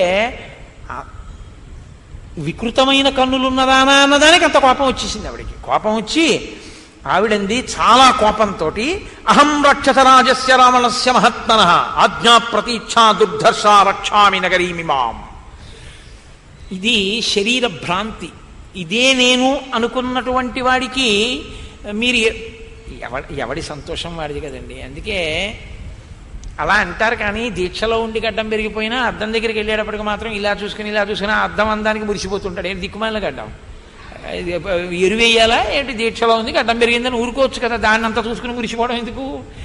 అద్దం దొరికిన నాడు తెలుస్తుంది వాడి మీద వాడికి ఎంత సంతోషం ఉందో. అద్దం లేకుండా అదే ఉందండి పెద్దవాడిని అయిపోతున్నాను అంటాడు. అద్దం ఇవ్వండి, నేను చూస్తుంటాను 75 ఏళ్ళు వచ్చిన వాళ్ళు కూడా సూర్యోదయం అయిపోయిన తర్వాత కూడా ఓ అద్దం పెట్టుకుని సూర్యాభిముఖంగా ఇక ఇలా మొదలు పెట్టాడంటే చర్మం ఊడిపోతుందేమో. రేపొద్దుడికి వచ్చే గడ్డానికి అంత అల్లరెందుకండి? ఎంత ప్రయాస పడిపోతుంటారో. అద్దం దొరికితే తెలుస్తుంది నీ దేహాభిమానం ఎంతటితో. దేహాభిమానం అంత గొప్పది. ఏమైనా అనండి, కానీ 70 ఏళ్ళు వచ్చాయి కదండి మీకు అన్నారు. 70 పెద్ద వయసు ఏమిటండి అంటాడు. తను 30లో ఉన్నప్పుడు అన్ని ఏళ్ళు వచ్చి సరిగా ఉండద్దండి అంటాడు. ఎప్పుడు తాను ఏ వయసులో ఉంటే అప్పుడు తను పెద్ద కాదంటాడు. పెద్దరికం అందం అండి, అవును నేను పెద్దవాడిని అవుతున్నానండి అని అనడే దిక్కుమాలిన కూడా ఒక్కనాటికండి. ఒక్కొక్కరిని తాతగారంటే కోపం వస్తుంది. తాతగారండి అన్నారు అనుకోండి, అప్పుడే తాత ఏంటమ్మా అంకులనండి అంటారు. అంకులంటే వాడు పినతండ్రో తెలియదు, మేనమావో తెలియదు, పెద్దతండ్రో తెలియదు, ఏమిటో తెలియదు. ఓ అయోమయావస్థలో పిలవబడితే అంకులంటే దరిద్రం వదిలిపోతుంది. అంకులంటే సరిపోయాయి. ఆవిడ అత్తో తెలియదు, పిన్నో తెలియదు, పెద్దమ్మో తెలియదు, తేడా ఆంటీ అంటే సరిపోతుంది. అత్తయ్య గారు అందనుకోండి తెలుస్తుంది, ఓహో ఈయన భార్య గారి తల్లిగారు అనమాట. ఆవిడ మాతృపంచకంలో ఒకరు, ఆవిడ తల్లితో సమానం ఆవిడని. అత్తయ్య ఆంటీ ఆంటీ అంటే ఏమిటి ఆంటీ? ఆవిడెవరు? నీ పిన్న, నీ పెరతల్ల, నీ మేనత్త, నీ అత్త ఎవరు? మళ్ళీ ఇంకో ప్రశ్న ఇస్తే కానీ తెలియదు. సరే, అదో యోమయావస్థ. కాబట్టి దేహాభిమానం అంటే అంత విచిత్రంగా ఉంటుంది, అంత పొగరగా ఉంటుంది. ఏమో మీరంతా బాగుండరు అన్నారు అనుకోండి, అంతకన్నా గొడవ తెచ్చుకోవడానికి మార్గం ఇంకోటి ఉండదు. ఏంటంటే అలా ఉంటారు మీరు, ఏం బాగుండరు సుమా, మిమ్మల్ని చూస్తే కొంచెం అదోలా అనిపిస్తుంది, ఏమిటి అలా ఉంటారు మీరు అన్నారు అనుకోండి. ఎంత మాట అన్నాడు అనుకుంటున్నావు, దుర్మార్గుడు, వాడికేం వాడేం బాగున్నాడంట అంటాడు. ఫోన్లెద్దరు బాగుండకపోతే 10 మంది నన్ను చూడరు, శరీరం మీద భ్రాంతి ఉండదు, గొడవ వదిలిపోయింది కదా, అది నాకు ఈశ్వరుడు ఇచ్చిన అదృష్టం కదా అంటాడని మీరు అనుకుంటున్నారేంటే ఒక్కనాటికి అంటారు. కాబట్టి ఎవడికి వాడే అందం, ఎవడందం వాడిది. ఎవడికి వాడు అందంగా కనపడకపోతే లోకం ఉండదులేండి, అదొకటి ఉంది. ఎవడికి వాడు అందంగా కనపడకపోయినా, ఎవడి భార్య వాడికి అందంగా కనపడకపోయినా చాలా ప్రమాదాలు ఉంటాయి. కాబట్టి అలా కనపడమే చాలా మంచిది. అందుకని ఎవడి భార్యని వాడు చాలా పొంగిపోతున్నాడు అనుకోండి, మీరేమనకూడదు, ఎంకరేజ్ చేయాలి. మంచిదండి అనాలంతే. కానీ మీరు కూడా అదే ఇమిటేట్ చేసే ప్రయత్నం చేయకుండా ఉండడం మంచిది, మనసులో ఉంచుకొని. కాబట్టి హనుమద్వచనం శ్రుత్వా లంకాసా కామరూపిణి ఉవాచ వచనం క్రుద్ధా పరుషం పవనాత్మజం అహం రక్షసరాజస్య రావణస్య మహాత్మనః ఆజ్ఞా ప్రతీక్షా దుర్ధర్ష రక్షామి నగరీమిమాం. నేను రావణుని పనుపున రావణపాలితయైన లంక, రావణుని చేత రక్షింపబడుతున్న లంకా పట్టణము యొక్క అధిష్టాన దేవతని. నన్ను గెలిచి కానీ నువ్వు లోపలికి వెళ్ళలేవు అంటే ఆయన అన్నారు, అమ్మా అంతంత మాటలు ఎందుకమ్మా, గెలవడం ఎందుకు, లోపల వెళ్ళడం ఎందుకు, ఇంత కోతి పిల్లని నా కోరిక ఏమిటో తెలుసా? ద్రక్ష్యామి నగరీం లంకాం సట్ట ప్రాకార తోరణాం ఇత్యర్థమిహ సంప్రాప్త పరం కౌతూహలం హిమే. బే అమ్మ, నాకు అంతంత అల్లరి ఎందుకమ్మా, ఇంత ఉన్నాను, ఆ యుద్ధాలు, మంత్రాధిష్టాన దేవతలు, లంక, ఇవన్నీ నాకెందుకు? కోతిని కదా, ఆ వనం అలా చూస్తే సంతోషంగా ఉంటుంది. ఓసారి అలా దూకుతాను, ఆ 4 చెట్లు చూస్తాను, మళ్ళీ వెళ్ళిపోతాను. వెళ్ళనమ్మా అన్న. సరే వెళ్ళిరా, కోతి పిల్లవి అంటే ఇంకోలా ఉండను. ఆవిడికి చాలా కోపం వచ్చి మామ నిర్జిత్య దుర్బుద్ధే రాక్షసేశ్వర పాలితాం నశక్యమద్యతే దృష్టం పురీయం వానరాధమా. ఇన్ని మాట ఎందుకండి అంత అల్లరి అంటే? ఒక్కొక్కళ్ళ పొగరు అలా ఉంటుంది. ఎంత అల్లరో అసలు. ఇంకా వాడి గురించి వాడు స్తోత్రం చేసుకుంటూ ఎదుటివాడు పురుగన్నట్టు మాట్లాడుతుంటాడు. ఇన్ని మాటలు వేసేసిందో చూడండి. దుర్బుద్ధే, ఓ దుర్బుద్ధి ఉన్నవాడా ఏమిటి, ఇంత కోతి పిల్ల కింద ఉన్నారు ఆయన, అన్ని మాటలు అవసరమా? దుర్బుద్ధే రాక్షసేశ్వర పాలితాం, రాక్షసేశ్వరుడు ఆయన చేత పాలింపబడుతోంది లంక. నశక్యమద్యతే దృష్టం, నీ శక్తే లోపలికెళ్ళి చూడడం. పురీయం వానరాధమా, వానరాధమా నువ్వు లోపలికెడతావా? తతస్స కపిశార్దూల తామువాచ నిశాచరీం దృష్ట్వా పురీమిమాం భద్రే పునర్యాస్యే యథాగతం. అమ్మా, నాకేమక్కర్లేదమ్మా, ఒక్కసారి ఇలా వెళ్ళి లంక చూసి వెనక్కి వెళ్ళిపోతానమ్మా, అంతకన్నా నాకు ఇవన్నీ ఎందుకు తల్లి? రాక్షసేశ్వరుడో ఇంకో అల్లరో నువ్వు అధిష్టాన దేవతవో, పోన్లే అమ్మా, నేను నీతో యుద్ధం అవన్నీ ఎందుకు, అలా వెళ్ళి ఒకసారి చూసి వెళ్ళిపోతాను, వెళ్ళొచ్చా అని అడిగారు ఆయన. అంటే ఆవిడ ఇప్పుడు జవాబు చెప్పలేదు. కోపం యొక్క తీవ్రస్థితి ఎలా ఉంటుందంటే, తతకృత్వా మహానాదం సావైలంకా భయావహం తలేన వానర శ్రేష్టం తాడయామాస వేగిత. ఒక్కసారి కోపంతో అరిచెయ్యి ఎత్తి ఆయన ఒక్క దెబ్బ కొట్టింది. కొట్టి బుద్ధి ఉందా లేదా, లోపలికి కడతానంటావు, చచ్చూరుకుంటావు కొట్టానంటే. అంతే, ఆయనకి ఎక్కడ లేని కోపం వచ్చింది. ఒక సింహనాదం చేశారు. కానీ బుద్ధిమతాంబరిష్టం కదండి, గట్టిగా కొడితే చచ్చిపోతుంది ఆడదనుకున్నారు. కాబట్టి కుడి చేత్తో కొడితే బలం ఎక్కువగా ఉంటుందని ఎడం చేత్తో చిన్న దెబ్బ కొడతానన్నారు. అని తతస్సంవర్తయామాస వామహస్తస్య సోంగుళీః ముష్టినాభిజగానైనాం హనుమాం క్రోధమూర్ఛితః. హనుమ ఎడం చెయ్యి అయినా సరే తెరిచి అరిచేత్తో కొట్టారనుకోండి, పేస్ట్ ఉంటుంది నేల మీద. యుద్ధకాండలో మీరు చూద్దరు, ఇంకే ఉండదు, ఆ కిందంతా ముద్ద అంటుకుంటుంది. అలా చచ్చిపోతుందేమో ఆడది, ఎందుకు వచ్చిన గొడవని ముష్టినాభిజగానైనాం ఇలా ముడిచారట. ముడిచి ఇలా ఓ గుద్దు గుద్దారు. ఆ చిన్న గుద్దుకే తతకృత్వా మహానాదం సావైలంకా భయావహం తలేన వానర శ్రేష్టం తాడయామాస వేగిత. ఒక్కసారి స్త్రీ చేతి మన్యమానేన నాతి క్రోధ స్వయం కృత సాతు తేన ప్రహారేణ విహ్వలాంగీ నిశాచరి. ఒక్క చిన్న గుద్దిలా గుద్దేటప్పటికీ కళ్ళు తిరుగుడు పడిపోయి నేల మీద పడిపోయి కాళ్ళు చేతులు జాపుకుని కింద పడిపోయి. మీరు బాగా గుర్తించండి, గబుక్కుని ఏమనిస్తారంటే లంకిని హనుమ చేతిలో చచ్చిపోయిందంటారు. అలా చచ్చిపోవడం ఉండదు, మంత్రాధిష్టాన దేవతలు వశం అవుతారు తప్ప అలా చచ్చిపోరు. కాబట్టి ఇప్పుడు ఆవిడ కింద పడిపోయింది.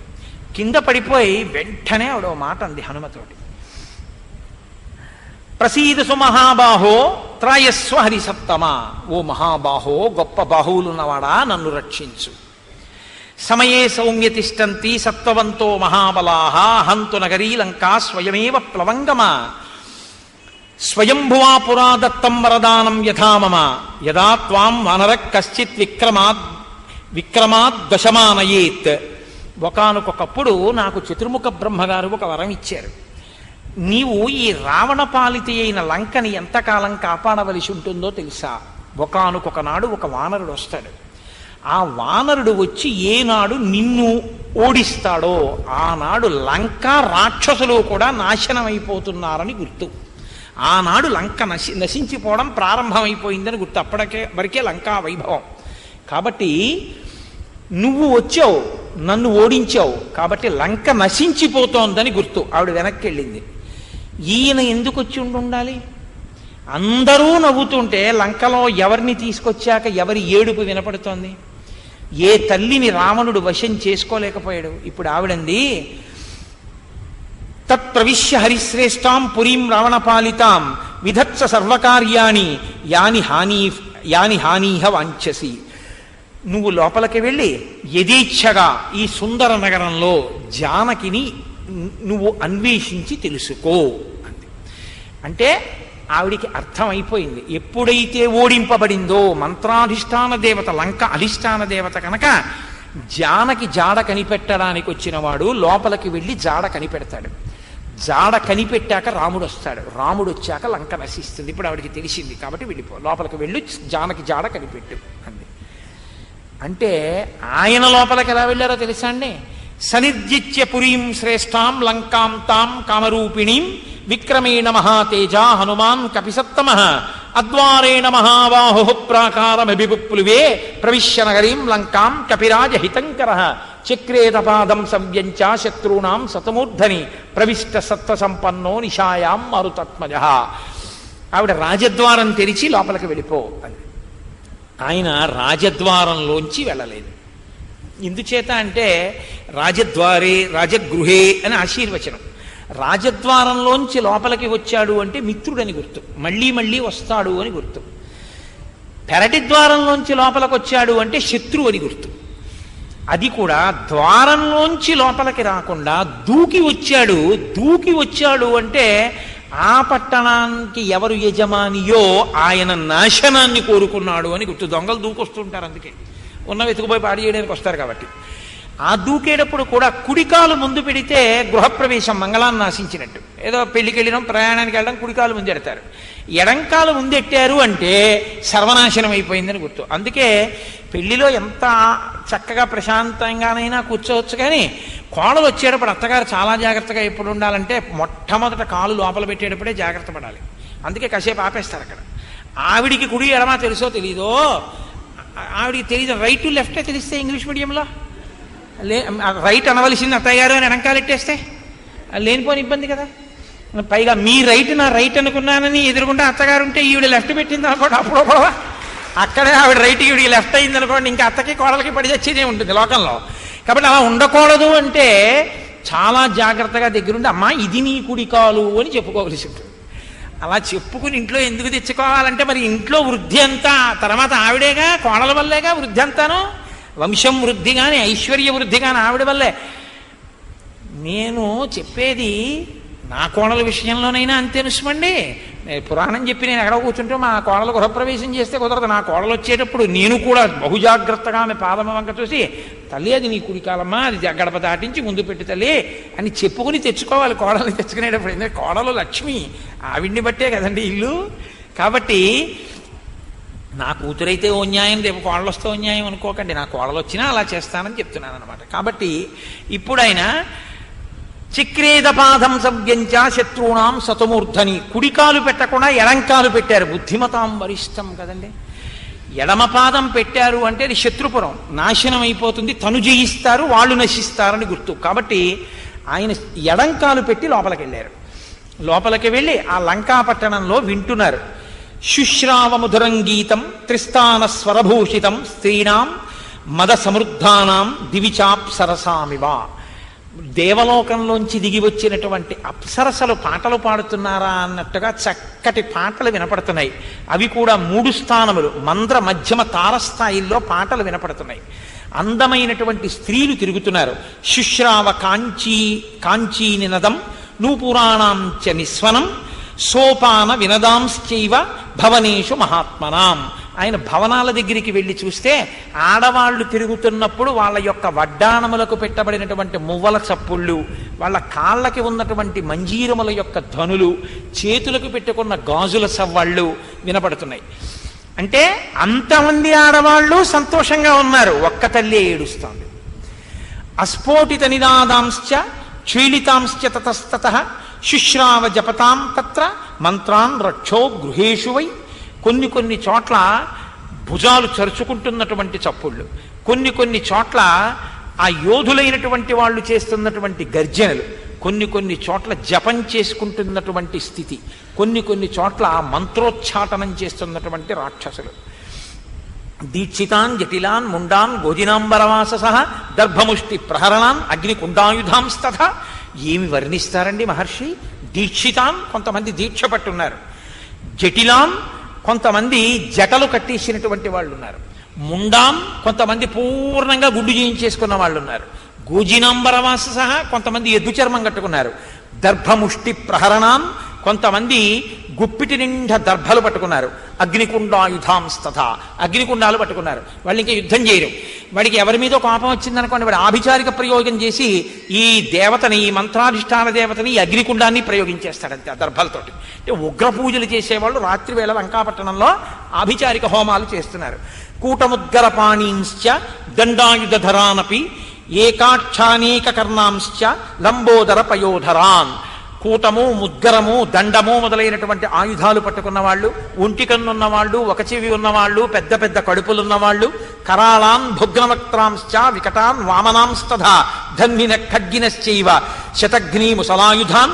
కొంతమంది భయంకరమైన మూతున్న స్వరూపం ఉన్నవాళ్ళు, వంకర మూతులున్నవాళ్ళు, వికృతమైన వాళ్ళు, పొట్టిగా ఉన్నవాళ్ళు, ధనస్సు పట్టుకున్న వాళ్ళు, ఖడ్గాలు పట్టుకున్న వాళ్ళు, పరిగోత్తమ హస్తాంశ్చ పరిగలు పట్టుకున్న వాళ్ళు, విచిత్ర కవచోజ్వలాన్ విచిత్రమైన కవచాలు కట్టుకున్న వాళ్ళు, నాతి స్థూలాన్ బాగా లావుగా ఉన్నటువంటి లావు లేని వాళ్ళు, నాతి కృషాన్ బాగా సన్నగా లేని వాళ్ళు, నాతి దీర్ఘాతి హ్రస్వకాన్ బాగా పొడుగు కాని వాళ్ళు, బాగా పొట్టి కాని వాళ్ళు. అంటే పొట్టివాళ్ళు, పొడుగు వాళ్ళు, లావు వాళ్ళు, సన్నం వాళ్ళు. నాతి గౌరాన్ నాతి కృష్ణాన్ తెల్లగా లేని వాళ్ళు, నల్లగా లేని వాళ్ళు. అంటే తెల్లటి వాళ్ళు, నల్లటి వాళ్ళు. నాతి కుబ్జాన్ నవామనాన్ నడు వంగిపోని వాళ్ళు, నడు వంగిపోయిన వాళ్ళు. పొట్టివాళ్ళు, పొడుగువాళ్ళు. విరూపాన్ బహురూపాంశ్చ వికృతమైన వాళ్ళు, చాలా రూపాలున్న వాళ్ళు. సురూపాంశ్చ సువర్చస మంచి రూపం ఉన్నవాళ్ళు, మంచి వర్చస్సు ఉన్నవాళ్ళు. ఇటువంటి వాళ్ళందరూ లంకలో తిరుగుతున్నారు. శతసహస్రమవ్యగ్రం ఆరక్షం మధ్యమం కపి రక్షోధిపతి నిర్దిష్టం దదర్శాంత పురాగ్రత. రావణాసురుడి యొక్క భవనం దగ్గరికి వెళ్ళారు. అక్కడ 1,00,000 మంది సైన్యం గుర్రాల మీద, ఏనుగుల మీద నిలబడి విచ్చుకత్తులతో కాపలా కాస్తున్నారు. 1,00,000 మంది పహరా కాస్తే తప్ప వాడు పడుకోవడానికి కుదరదు. అంటే ఎంతమందిని చావగొట్టి ఇబ్బంది పెట్టినవాడో మీరు ఆలోచించండి. కాబట్టి సతదా తద్గృహం దృష్ట్వా మహాహాటక తోరణం రాక్షసేంద్రస్య విఖ్యాతం అద్రిమూర్ధ్ని ప్రతిష్ఠితం. అది బంగారు పద్మాలతో చెక్కబడినటువంటి ఇల్లు. అక్కడ ఒక శిఖరం మీద, ఒక చిన్న కొండ శిఖరం మీద ఆ రావణాసురుని యొక్క అంతఃపురం ఉంది. పుండరీకావతంసాభి పరికాభిరలంకృతం ప్రాకారవృతం అత్యంతం దదర్శస మహాకపి. అటువంటి ఆ గొప్ప భవనాన్ని ఆయన చూశారు. సైన్యం, గుర్రాలు, ఏనుగులు, రథాలు, విమానాలు, భూషణముల యొక్క చప్పుళ్ళు, గంధం తీసేవాళ్ళు, పువ్వులు కట్టేవాళ్ళు. అంత చీకటి పడిపోయింది. కానీ అసలు రావణాంతఃపురంలోకి ప్రవేశించడానికి వీలు లేని రీతిలో ఇంకా కక్ష్యలన్నీ కూడా, కక్ష్యలు అంటారంటే లోపలికి వెళ్ళేటటువంటి భాగాలు అన్నీ కూడా అంత జాగ్రత్తగా రావణాంతఃపురాన్ని కాపలా కాస్తున్నాయి. కాబట్టి వీళ్ళు ఇంకొంచెం ఏమారితే తప్ప లోపలికి వెళ్ళడం కుదరదు అనుకున్నారు. అక్కడ సహేమ జంబూనద చక్రవాళం మహార్హముక్తామణిభూషితాంతం పారార్ధ్యకాలాగరు చందనాక్తం సరావణాంతఃపురమా వివేశ. బాగా పుటం పెట్టి కాల్చినటువంటి బంగారముతో అక్కడ తల్పములు కూడా తయారు చేయబడ్డాయి. అసలు సృష్టిలో గొప్ప గొప్ప మణులు ఏమున్నాయో ఆ మణులన్నీ తాపడం చేశారు. ఆయన లోపలికి వెళ్ళేటటువంటి అంతఃపుర కక్ష్యలన్నీ కూడా గంధం కలిపినటువంటి చిక్కటి నీళ్లతో కల్లాపి చల్లారు. కాబట్టి నడిచి వెడుతుంటే గంధపు సువాసనలు రావాలన్నమాట. ఆయన అంతఃపురం అంటే ఆయన పడుకునే గదులంటే అలా ఉంటాయి. ముందు కక్ష్యలన్నీ సైన్యంతో ఉంటాయి. లోపలికి వెళ్ళే కొద్దీ ఒకదానికన్నా ఒకటి నిశ్శబ్దం ఉంటుంది. ముందు ఏనుగుల మీద ఉంటారు, తర్వాత గుర్రాల మీద ఉంటారు, తర్వాత ఒంటెల మీద ఉంటారు, తర్వాత కాలిబంట్లు ఉంటారు. ఆ వెనక గంధం తీసేవాళ్ళు, ఆ వెనక పువ్వులు తీసేవాళ్ళు, ఆ వెనక వీణ వాయించేవాళ్ళు, మధ్యలు మోగించేవాళ్ళు. ఆ లోపల స్త్రీలతో క్రీడిస్తూ రావణుడు ఉంటాడు. ఇన్ని ఏర్పాట్ల మధ్యలో ఉన్నాడు. ఒక్కసారి ఆ రావణుని డాబు చూశారు. ఇంత గొప్పగా తానున్నాడు. ఇంకొక తల్లి తన భర్తతో తాను ఉండకుండా చేసి తెచ్చి ఏడుస్తుండగా ఓ చెట్టు కింద పెట్టాడు. పైకి ఎంత డాబుంటే ఆవిడకు కావాలి, లోపల సంస్కారం లేనివాడు. మహర్షి ఏమి శ్లోకరచన ఇచ్చేశారు అనండి. నిజంగా చంద్రుణ్ణి చూసంటారు, తతస్య మధ్యంగతమం శుమంతం జ్యోత్స్నావితానం మహుదుద్వమంతం దదర్శ ధీమాం దివిభానుమంతం గోష్ఠే వృషం మత్తమివ భ్రమంతం. గొప్ప కిరణములతో వెన్నెలని చిమ్ముతూ వెన్నెల చాందిని వేశాట చంద్రుడు. ఆయన గోశాలలో తిరుగుతున్నటువంటి తెల్ల నల్లటి ఎద్దు ఎలా ఉంటుందో అలా ఉన్నట్టు ఆకాశంలో ఉన్నటువంటి ఆ చంద్రుడు. లోకస్య పాపాని వినాశయంతం మహోదధించాపి సమేధయంతం భూతాని సర్వాణి విరాజయంతం దదర్శ శీతాంశుమదాభియాంతం. హనుమ చూస్తున్నారు. లోకస్య పాపాని వినాశయంతం, లోకము యొక్క పాపములను పోగొట్టగలిగిన భగవానుడై చంద్రుడు ప్రకాశిస్తున్నాడు. శివస్వరూపం కదండి అది. ఆ చంద్రుణ్ణి దర్శనం చేస్తే చాలు.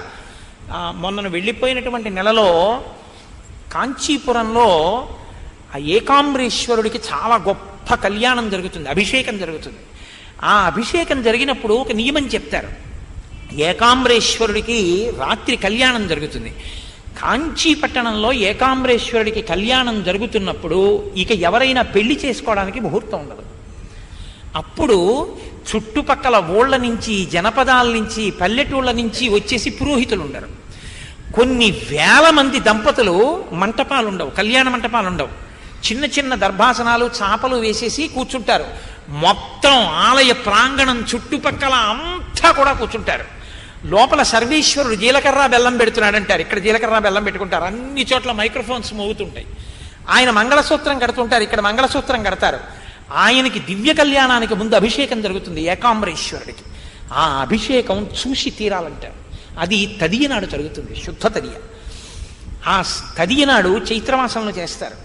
చేసినప్పుడు మీరు ఇక్కడ ఆకాశంలో తదియనాటి చంద్రరేఖని చూస్తే కాంచీపురంలో అభిషేకం ఆనాడు జరుగుతున్నటువంటి ఏకాంబరేశ్వరుని యొక్క అనుగ్రహం కలుగుతుందని. ఎందుకంటే శివస్వరూపం చంద్రరేఖగా ఉంటుంది అని.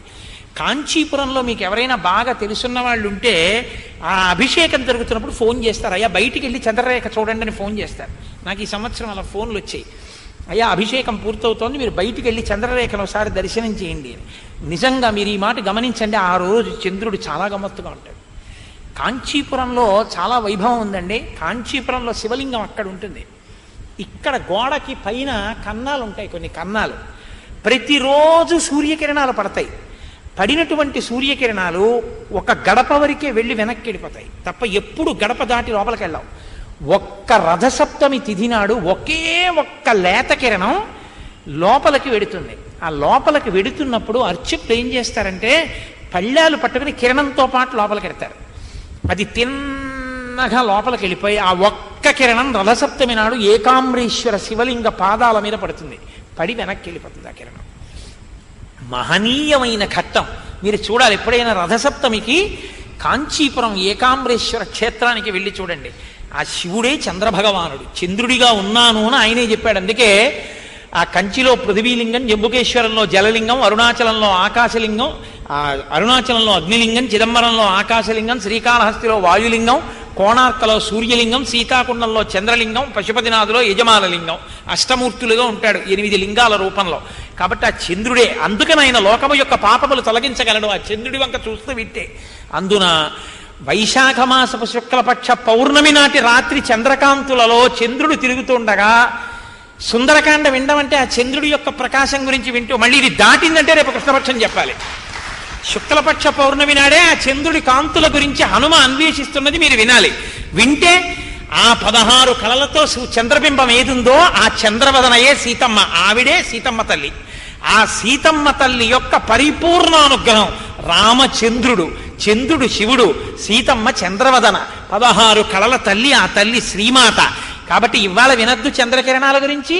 అందుకే వేళ దాటిపోతున్నా ఇవాళ చెప్తున్నాను తప్ప పోన్లే రేపు చెప్దామని వెళ్తల్లా లేచి. నా ఆర్తినందుకు గమనించండి. అయ్యో పాపం ఇలా కూర్చున్నారే, ఇవాళ చెప్పి వీళ్ళకి నేను ఆ అనుగ్రహాన్ని ఇవ్వాలి అని. కాబట్టి లోకస్య పాపాని వినాశయంతం మహోదధించాపి సమేధయంతం. సముద్రం పొంగుతుంది ఆయన్ని చూస్తే. భూతాని సర్వాణి విరాజయంతం. సమస్త భూతములు ఆనందిస్తాయి ఆ చంద్రకిరణములకు. దదర్శ సీతాంశుమదాభియాంతం. అందరూ కూడా దదర్శ సీతాంశు చల్లని కిరణములు ఉన్నటువంటి ఆ చంద్రుణ్ణి దర్శనం చేస్తున్నారు. మనము చేద్దాం ఇవాళ బయటికి వెళ్ళిన తర్వాత. యాభాతి లక్ష్మీర్భువి మందరస్థ తథా ప్రదోషేషు చ సాగరస్థ తథైవతో యేషు చ పుష్కరస్థ రాజసాచారు నిశాకరస్థ. అబ్బా ఏమి శ్లోకాలు వేస్తారండి.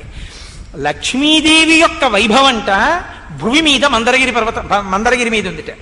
సాయం సంధ్య వేళలో ప్రదోష వేళలో సముద్ర జలాల యందు ఉందిట.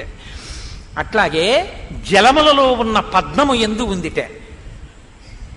త్రయోదశి చతుర్దశి పౌర్ణిమలలో ఆకాశంలో ఉన్నటువంటి చంద్రబింబపు కాంతులలో లక్ష్మీదేవి ఉందిట. అందుకని లక్ష్మీ దర్శనంతో సమానం.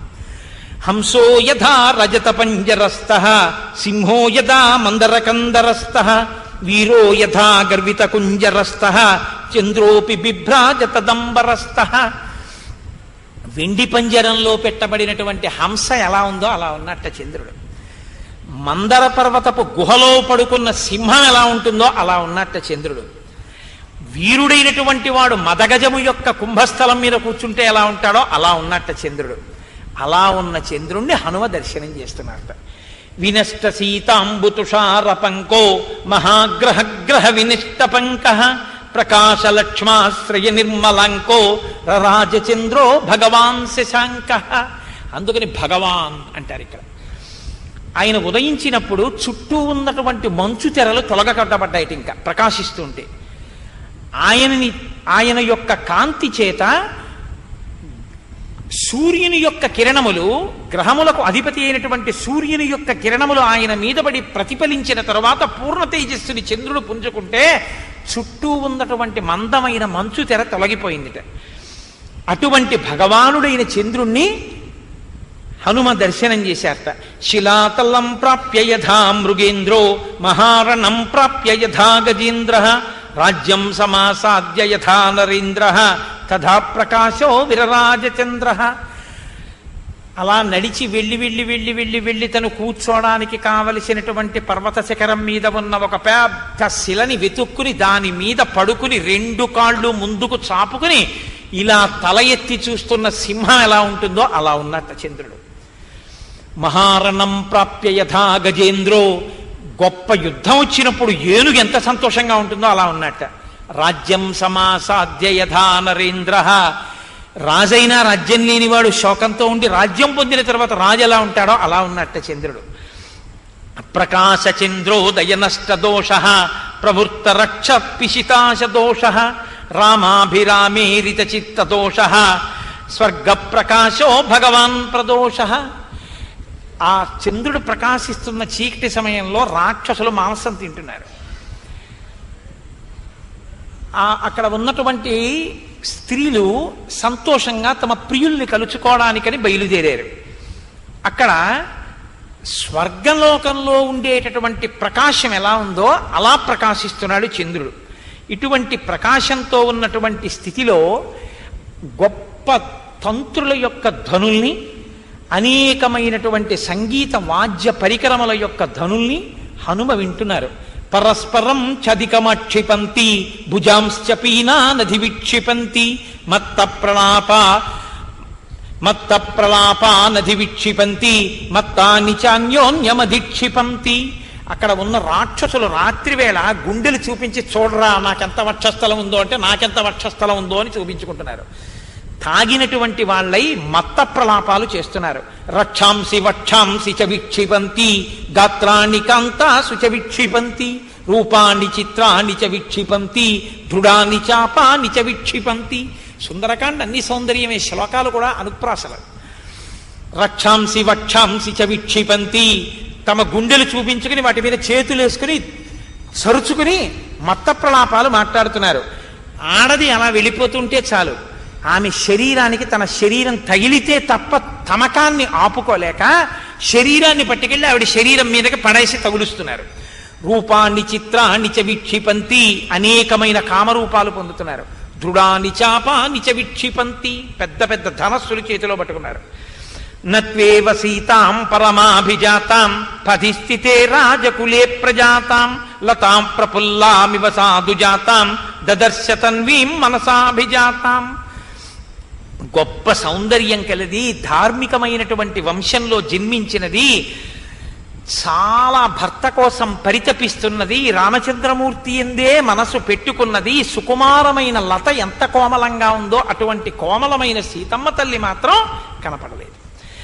సనాతనే వర్ణ్యతి సన్నివిష్టాం రామేక్షణాం తాం మదనాభివిష్టాం భర్తుర్మనశ్రీ మదను ప్రవిష్టాం స్త్రీభ్యో వరాభ్యశ్చ సదా విశిష్టాం. మహాపతివ్రతయై రామచంద్రమూర్తి మనసులో స్థానం సంపాదించుకుని తాను ధ్యానములో రాముణ్ణి అనుభవిస్తున్నా రాముణ్ణి బాహ్యంలో కూడా పక్కన చేరాలని పరితపిస్తున్న సీతమ్మ దర్శనం మాత్రం హనుమకి అవలేదు. ఇదేమిటో తెలుసా అండి? సీతమ్మ ఇలా ఉంటుందని ఆయన ఆలోచిస్తున్నారు. ఎందుకని? వడ్డాణాల చప్పుళ్ళు వినపడుతున్నాయి, అందెల చప్పుళ్ళు వినపడుతున్నాయి, సంగీతం వినపడుతోంది, మంచి మంచి పాటలు వినపడుతున్నాయి, ప్రియుని కౌగిళ్లలో ఉన్నటువంటి ప్రియురాళ్ళు కనపడుతున్నారు, ఒంటి మీద వస్త్రం లేకుండా ఉన్న ఆడవాళ్లు కనపడుతున్నారు, స్త్రీ సుఖాన్ని పొందుతున్న ఎందరో పురుషుల్ని చూశారు. చూసి ఇన్ని చూసినటువంటి హనుమ సీతమ్మ కూడా అన్న ధోరణి ఆయన యందు రాదు. నా తల్లి మహాపతివ్రత, రాముడు పక్కన లేడు అని నా తల్లి ఏడుస్తుంటుంది. నా తల్లి మహాపతివ్రతయై ధార్మికమైన వంశంలో పుట్టింది కాబట్టి రాముడి మనసు గెలుచుకున్న నా తల్లి రాముడి కోసం చూస్తూ ఉంటుంది. ఆ ఆలోచన అంత పవిత్రం. ఈ కంటికి కనపడేవన్నీ అంత హేయమైనవైనా అవి హేయమని అనడానికి వీల్లేదు. అక్కడ ఆ దంపతుల మధ్య అది ధర్మం. అటువంటివి ఈ కంటికి కనపడుతున్నా ఆ కనపడిన వాటి వల్ల మనసు ప్రకోపం చెందకుండా అంత పవిత్రమైన సీతమ్మనే ధ్యానం చేస్తూ ఉండడం హనుమ యొక్క అద్భుతమైన ఉపాసనా బలానికి, ఆయన నిష్టకి నిదర్శనం. అది సౌందర్యం, అది సుందరకాండ. ఆయన అంటారు, మా తల్లి ఎలా ఉంటుందో తెలుసా? ఉష్ణార్ధితాం సానుసృతాస్రకంఠీం పురావరార్హోత్తమ నిష్కంఠీం సుజాత పక్ష్మామభిరక్త కంఠీం వనే ప్రవృత్తామివ నీలకంఠీం. ఇలా ఉంటుంది సీతమ్మ అన్నారు. అలాగే కనపడింది ఆయనకి. ఆ తల్లి ఎలా కావాలంటే అలాగే కనపడుతుంది. ఉష్ణార్ధితాం సానుసృతాస్రకంఠీం. ఏడిచి ఏడిచి ఏడిచి 10 నెలలు అయిపోయినా ఇంకా ఆవిడ కంఠమంతా ఏడుపుతోటే నిండిపోయి గద్గదం అయిపోయిందిట. ఏడిచి ఏడిచి ఏడిచి కంటి వెంట కారిపోయిన బాష్పధారల చేత ఆవిడ యొక్క వక్షస్థలం అంతా తడిసిపోయింది. పురావరార్హోత్తమ నిష్కంఠీం. పూర్వం ఆ కంఠం నిండా బంగారు హారాలు ఉండేవి. పక్కన భర్త లేడు కనుక నా తల్లి ఇప్పుడు ఆ కంఠంలో బంగారు హారాలు వేసుకోలేదు. పురావరార్హోత్తమ నిష్కంఠీం. ఒకప్పుడు బంగారు ఆభరణముల చేత అలంకరింపబడిన ఆ కంఠం ఇప్పుడు ఆభరణములు లేకుండా ఉంది. సుజాత పక్ష్మామభిరక్త కంఠీం. ఇంత బాధలోనూ కూడా ఆ తల్లి కన్నులలో మాత్రం కారుణ్యమే కనపడుతోంది. అలా ఉంటుంది మా అమ్మ అని ఊహ చేస్తున్నారు. కనపడలేదు ఆయనకి. మా అమ్మ అలా ఉంటుంది. అది హనుమ యొక్క మనస్థితి. మహానుభావుడు హనుమంటే. వనే ప్రవృత్తామివ నీలకంఠీం. వనములో తిరిగేటటువంటి నెమలి ఎలా ఉంటుందో మా తల్లి అలా ఉంటుంది. వన సంచార కుశల ఆ తల్లి అలా ఉంటుందని. అవ్యక్త రేఖామివ చంద్రరేఖాం పాంసు ప్రసిద్ధామివ హేమరేఖాం క్షత ప్రరూఢామివ బాణరేఖాం వాయుప్రభిన్నామివ మేఘరేఖాం. మా తల్లి వీళ్ళల్లా ఇలా చూస్తే కనపడేటట్టు ఉండదు. మా తల్లి తపించి తపించి కృషించి కృషించి ఏడ్చి ఏడ్చి రాముడి కోసం బాధపడి బాధపడి ధ్యానించి ధ్యానించి తపించి తపించి ప్రయత్నపూర్వకంగా చూస్తే కనపడనంతగా శుష్కించిపోయి ఉంటుంది నా తల్లి. అవ్యక్త రేఖామివ చంద్రరేఖాం. శుక్లపక్ష తదియనాటి చంద్రరేఖ పార్వతీ పరమేశ్వరుల కిరీటం మీద ఉండే చంద్రరేఖ. దాన్ని చూద్దాము అనుకుంటే ఇలా చూస్తే కనపడదు గబుక్కుని. మీరు ప్రయత్నపూర్వకంగా ఆకాశమంతా వెతికితే కనపడేటటువంటి సన్నని చంద్రరేఖలా బాగా వెతికితే తప్ప దొరకని తల్లి నా తల్లి. అంత కృషించిపోయి ఉంటుంది. పంసు ప్రసిద్ధామివ హేమరేఖాం. నా తల్లి బంగారు తీగ, కానీ ఇప్పుడు మట్టి పట్టింది. ఎందుకని? 10 నెలల నుంచి అదే పట్టుపుట్టంతో ఉంది. కాబట్టి మట్టి పట్టిన బంగారు తీగలా ఉంటుంది నా తల్లి. ఎంత పవిత్రమైన మనసండి మహానుభావుడిది. క్షత ప్రరూఢామివ బాణరేఖాం. బాణపు దెబ్బ తగిలింది, బాణం ఇంకా ములుకు లోపల ఉండిపోయింది. బాణపు ములుకు లోపల ఉండిపోయిన కారణం చేత బాధపడుతున్నటువంటి వ్యక్తిలా ఆవిడ ధ్యానమునందు రాముడితోటే కలిసి ఉన్న పైన ఇంకా రాముడి పక్కకి చేరలేదే అని బాధపడుతున్న తల్లిలా ఉంటుంది. అంత శోకిస్తూ ఉంటుంది నా తల్లి. వాయుప్రభిన్నామివ మేఘరేఖాం, 13 ఏళ్ళు అయిపోయాయి, ఇంటికి వెళ్ళిపోతున్నాం, పట్టాభిషేకం అయిపోతుందని సంతోషపడిపోతున్న సీతమ్మ అకస్మాత్తుగా అపహరింపబడి 10 నెలల నుంచి రాక్షసుడైన రావణుడి యొక్క అంతఃపురంలో బంధింపబడిన కారణం చేత ఆవిడ ఆశలన్నీ కొట్టుకుపోతే బోలెడన్ని మేఘాలు ఆకాశంలోకి వస్తే ఒక్కసారి పెనుగాలి వచ్చి మేఘాల్ని కొట్టేస్తే చెదరగొట్టబడిన మేఘాలు ఎలా ఉంటాయో ఆశలు చెదిరిన నా తల్లి అలా ఉంటుంది. అలా ఉంటుంది తప్ప ఇలా ఉండి సంతోషంగా క్రీడిస్తూ ఆడుతూ పాడుతూ నర్తిస్తూ నూపురముల చప్పుడు వినపడుతూ కంకణముల ధ్వని వినపడుతూ నా తల్లి ఉండదు.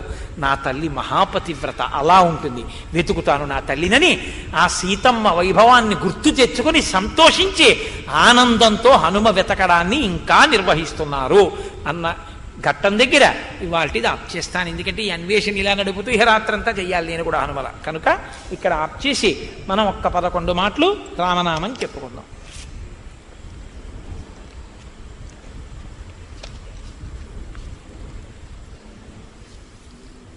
ఇడాపింగళ మధ్యమందున ఇమిడియున్నది రామనామము, రామనామము రామనామము రమ్యమైనది రామనామము. చాలా చాలా ముఖ్యమైన విషయం ఒకటి చెప్తానమ్మా.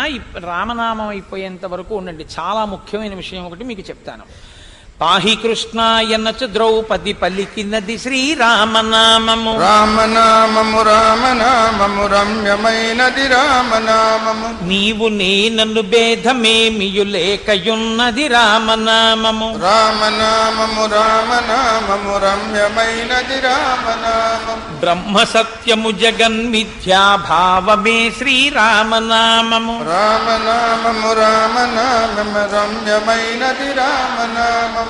భగవదర్పిత కర్మ పరులకు పట్టుబడు శ్రీరామనామము, రామనామము రామనామము రమ్యమైనది రామనామము. సకల జీవులలోన వెలిగే సాక్షిభూతము రామనామము, రామనామము రామనామము రమ్యమైనది రామనామము. ఆంజనేయుని వంటి భక్తులకాశ్రయము శ్రీరామనామము, రామనామము రామనామము రమ్యమైనది రామనామము. శిష్ట జనముల దివ్య దృష్టికి స్పష్టమగు శ్రీరామనామము, రామనామము రామనామము రమ్యమైనది రామనామము. చూపు మానసమొక్కటై మరి చూడవలె ఈ రామనామము, రామనామము రామనామము రమ్యమైనది రామనామము. శరణు శరణను విభీషణునకు శరణమొసగిన రామనామము, రామనామము రామనామము రమ్యమైనది రామనామము. రావణానుజ హృదయ పంకజ రాచకీరము రామనామము, రామనామము రామనామము రమ్యమైనది రామనామము. పాలు మీ గడతేనె కన్నను తీయనైనది రామనామము, రామనామము రామనామము రమ్యమైనది రామనామము. జ్ఞానులకు ఆత్మానుభవ జ్ఞానమే ఈ రామనామము, రామనామము రామనామము రమ్యమైనది రామనామము. తల్లి వలె రక్షించు సుజనుల నెల్లకాలము రామనామము, రామనామము రామనామము రమ్యమైనది రామనామము. లోకంలో ఒక విషయాన్ని చెప్తారు పెద్దలు, పౌర్ణమి వెళ్ళినటువంటి పాడ్యమి శుభం పలుకుచుండు అని. అసలు ఆ తిథికున్న లక్షణం ఏమిటంటే అది శుభాన్ని పలుకుతుంటుంది అని. అప్పుడు ఏదైనా పని చేస్తే జరిగి తీరుతుంది. చాలా గొప్ప శక్తినివ్వగలిగినటువంటి తిథి. అందున వైశాఖ మాసం మరీ శక్తివంతం. మధుమాసం మాధవ మాసం మహాపురుషుల జయంతులన్నీ ఈ 2 మాసాల్లోనే. అటువంటి మాధవ మాసంలో కృష్ణపక్ష పాడ్యమి, రేపు పాడ్యమి నాడు మనం సిద్ధి సర్గని వినబోతున్నాం. అది నిజంగా ఈశ్వర కృప. నేను అలా ఏదో వస్తాయని చెప్పి ఇన్ని ప్రణాళిక వేసి ఉపన్యాసాలు చెప్పడం అనేటటువంటిది దుస్సాధ్యం. అలా ఎప్పుడు ఎక్కడ ఎవరు చేయడం కుదరదు. అది కేవలం రామానుగ్రహం, సీతమ్మ తల్లి అనుగ్రహం. రేపు సిద్ధి సర్గ వస్తుంది. సిద్ధి సర్గ అంటే హనుమ సీతమ్మ తల్లిని దర్శనం చేస్తారు. హనుమకి సీతమ్మ తల్లి దర్శనమైనటువంటి సర్గ సిద్ధి సర్గ. సిద్ధి సర్గ వింటే చాలా గొప్ప ఫలితాన్ని ఇస్తుంది అని శాస్త్రవాక్కు. అందుకే సిద్ధి సర్గ తప్పకుండా వింటారు. సుందరకాండ యొక్క శక్తి పొందాలి, దాని అనుగ్రహం పొందాలనుకున్న వాళ్ళు సిద్ధి సర్గని ఎప్పుడూ విడిచిపెట్టకూడదు. నేను ఇది చెప్పకపోతే రేపు సిద్ధి సర్గ అయిపోయిందని దాని గొప్పతనం చెప్పాను అనుకోండి, అయ్యో నువ్వు ఈ మాట ముందు చెప్పుంటే ఉద్దం గదురా ధూర్తుడా అంటారు మీరు. అందుకని నేను చెప్పడం నా ధర్మం, అందుకు చెప్తున్నాను.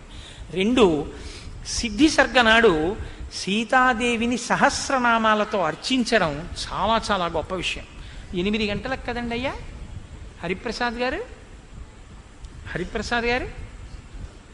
8 గంటలకు కదా రేపు ఉదయం 8 గంటలకి ఒక అపురూపమైనటువంటి సీతారాముల మూర్తి, కొన్ని వందల సంవత్సరాల క్రితం నాటి మూర్తి రామానుగ్రహంగానే లభ్యమైంది. అది రామాజ్ఞ కూడా, దానికే జరగాలి అని సీతమ్మ తల్లే ఆజ్ఞాపించింది, మీరు నమ్మండి. కాబట్టి అటువంటి మూర్తికి రేపు కుంకుమార్చన జరుగుతుంది. అది సువాసినుల యొక్క హక్కు. సువాసిన్యర్చన ప్రీత. 5వ అమ్మవారి అనుగ్రహం. అమ్మవారు ఏం కోరుకుంటుందంటేట, నేనిచ్చిన 5వ కాబట్టి ఆ 5వ నా పాదాల మీద కుంకం వేయడానికి అధికారం ఉంది కాబట్టి వెయ్యాలని కోరుకుంటుంది. అందులో సీతమ్మ మహాపతివ్రత కదండి, నరకాంతగా వచ్చిన తల్లి. ఆవిడని అర్చిస్తే ఆవిడ చాలా సంతోషిస్తుంది. రేపు సీతా సహస్రంతో పూజ ఉంటుంది. రామచంద్రమూర్తిని 12 నామాలతో తులసి దళాలతో ఉంటుంది. అది కేవలం సువాసినులకి, పురుషులకి లేదు ఆ పూజ. ఆ పూజ లేదు అంటే చేసుకోవచ్చు, కానీ అది ఇస్తే సువాసినులకి పరిమితం చేశాం. రేపు ఉదయం 8 గంటలకి ఆ పూజ జరుగుతుంది. 8 దాటి సంకల్పం చెప్పేసిన తర్వాత వచ్చి చేరకూడదు, అది మంచి పద్ధతి కాదు అసలు. 7:45కి లోపల ఉన్న వాళ్ళు ఎవరుంటారో టోకెన్స్ ఏం లేవు. ఇప్పుడు ఇస్తున్నారండి. అంటే ఒక సంఖ్య తెలియకపోతే పదార్థాలన్నీ సిద్ధం చేయడం కష్టం. మీరు తేవలసినవి ఏమి ఉండవు, అన్నీ దేవస్థానం ఇస్తుంది. కాబట్టి మీరు టోకెన్ తీసుకోవలసి ఉంటుంది. టోకెన్ తీసుకుంటే మీరు చేసుకోవచ్చు. నేను ఒక్క మార్గం చెప్తా. ఒకవేళ ఇవాళ టోకెన్ దొరకలేదనుకోండి ఎవరికైనా, మీరేం నిరుత్సాహపడద్దు. మీరు పూజ చేసుకోవాలి అనుకుంటే నేను మీకు మార్గం చెప్తా. మా కాకినాడ పట్టణంలో మేము ఈ పద్ధతిని అనుమతిస్తూ ఉంటాం. టోకెన్ దొరకకపోయినా మీరేం చేస్తారంటే, టోకెన్ దొరకని వాళ్ళు ఇవాళ నేను ఎలా అయినా అమ్మవారిని ఆరాధిద్దాం అనుకుంటే నాకు టోకెన్ దొరకలేదు అని మీరు ఖేదపడద్దు. లోపల మీరు కూర్చుని చేయలేరేమో కానీ స్పీకర్లో వినపడుతుంటుంది. మీరు బయట కూర్చుని ఒక పాత్ర తెచ్చుకుంటే మూర్తిని ఇవ్వడానికి అభ్యంతరం ఉండకపోవచ్చేమో, మూర్తిని ఇస్తాం కదండి. కాబట్టి మీరు ఆ కుంకంతో అర్చన చేసుకోవచ్చు. అయ్యో టోకెన్ దొరకలేదు అని ఎవరూ ఖేదపడకూడదు అని నేను దీన్ని అనౌన్స్ చేస్తున్నాను. కానీ టోకెన్ తీసుకుంటే చక్కగా శశాస్త్రీయంగా లోపల కూర్చుని ఆ వైదికమైనటువంటి అర్చన బ్రహ్మస్థానంలో కూర్చున్న వారు చేయిస్తుండగా మీరు ఆ మంత్రభాగాన్ని వింటూ చేసుకోవచ్చు ప్రత్యక్షంగా. కాబట్టి చక్కగా టోకెన్స్ తీసుకోండి, రేపు ఉదయం చెయ్యండి. సీతమ్మ తల్లేగా మీ అందరి రూపాల్లో ఉంది. ఇంతమంది సీతమ్మ తల్లిని అర్చిస్తుంటే చూసిన కన్నులు ఆ భాగ్యం వదులుకుంటామా? నేను కూడా వచ్చి చూసి తరిస్తాను రేపు. కాబట్టి రేపు చక్కగా అర్చన జరుగుతుంది. ఉదయం 7:45కే అందరూ ప్రాంగణంలోకి ప్రవేశించండి, ఆ టోకెన్ తీసుకున్న వాళ్ళు. ఈ 2 విషయాలు మీకు నేను జ్ఞాపకం చెయ్యాలి అని అనుకున్నాను. కాబట్టి రేపు సిద్ధి సర్గ. ఒకవేళ సిద్ధి సర్గ సీతా దర్శనానికి కించిత్ సమయం పట్టినా కాస్త కూర్చోవడానికి నేను ఎక్కడైనా ఛాదస్థపడిపోతే నన్ను ఓర్చడానికి సిద్ధపడి మీరు రావలసి ఉంటుంది. మంగళాశాసనపరై మదాచార్య పురోగమై సర్వైశ్చ పూర్వైరాచార్యై సత్కృతాయాస్తు మంగళం. మంగళం కౌసలేంద్రాయ మహనీయ గుణాత్మనే చక్రవర్తి తనూజాయ సర్వభౌమాయ మంగళం. ఉమాకాంతాయ కాంతాయ కామితార్థప్రదాయినే శ్రీగిరీశాయ దేవాయ మల్లినాథాయ మంగళం. కరచరణకృతం వా కర్మవాక్కాయజం వా శ్రవణనైనజం వా మానసం వాపరాధం విహితం వా సర్వమేత్తక్షమస్వ శివశివ కరుణాబ్ధే శ్రీ మహాదేవ శంభో. సర్వం శ్రీ ఉమామహేశ్వర పరబ్రహ్మార్పణమస్తు. స్వస్తి.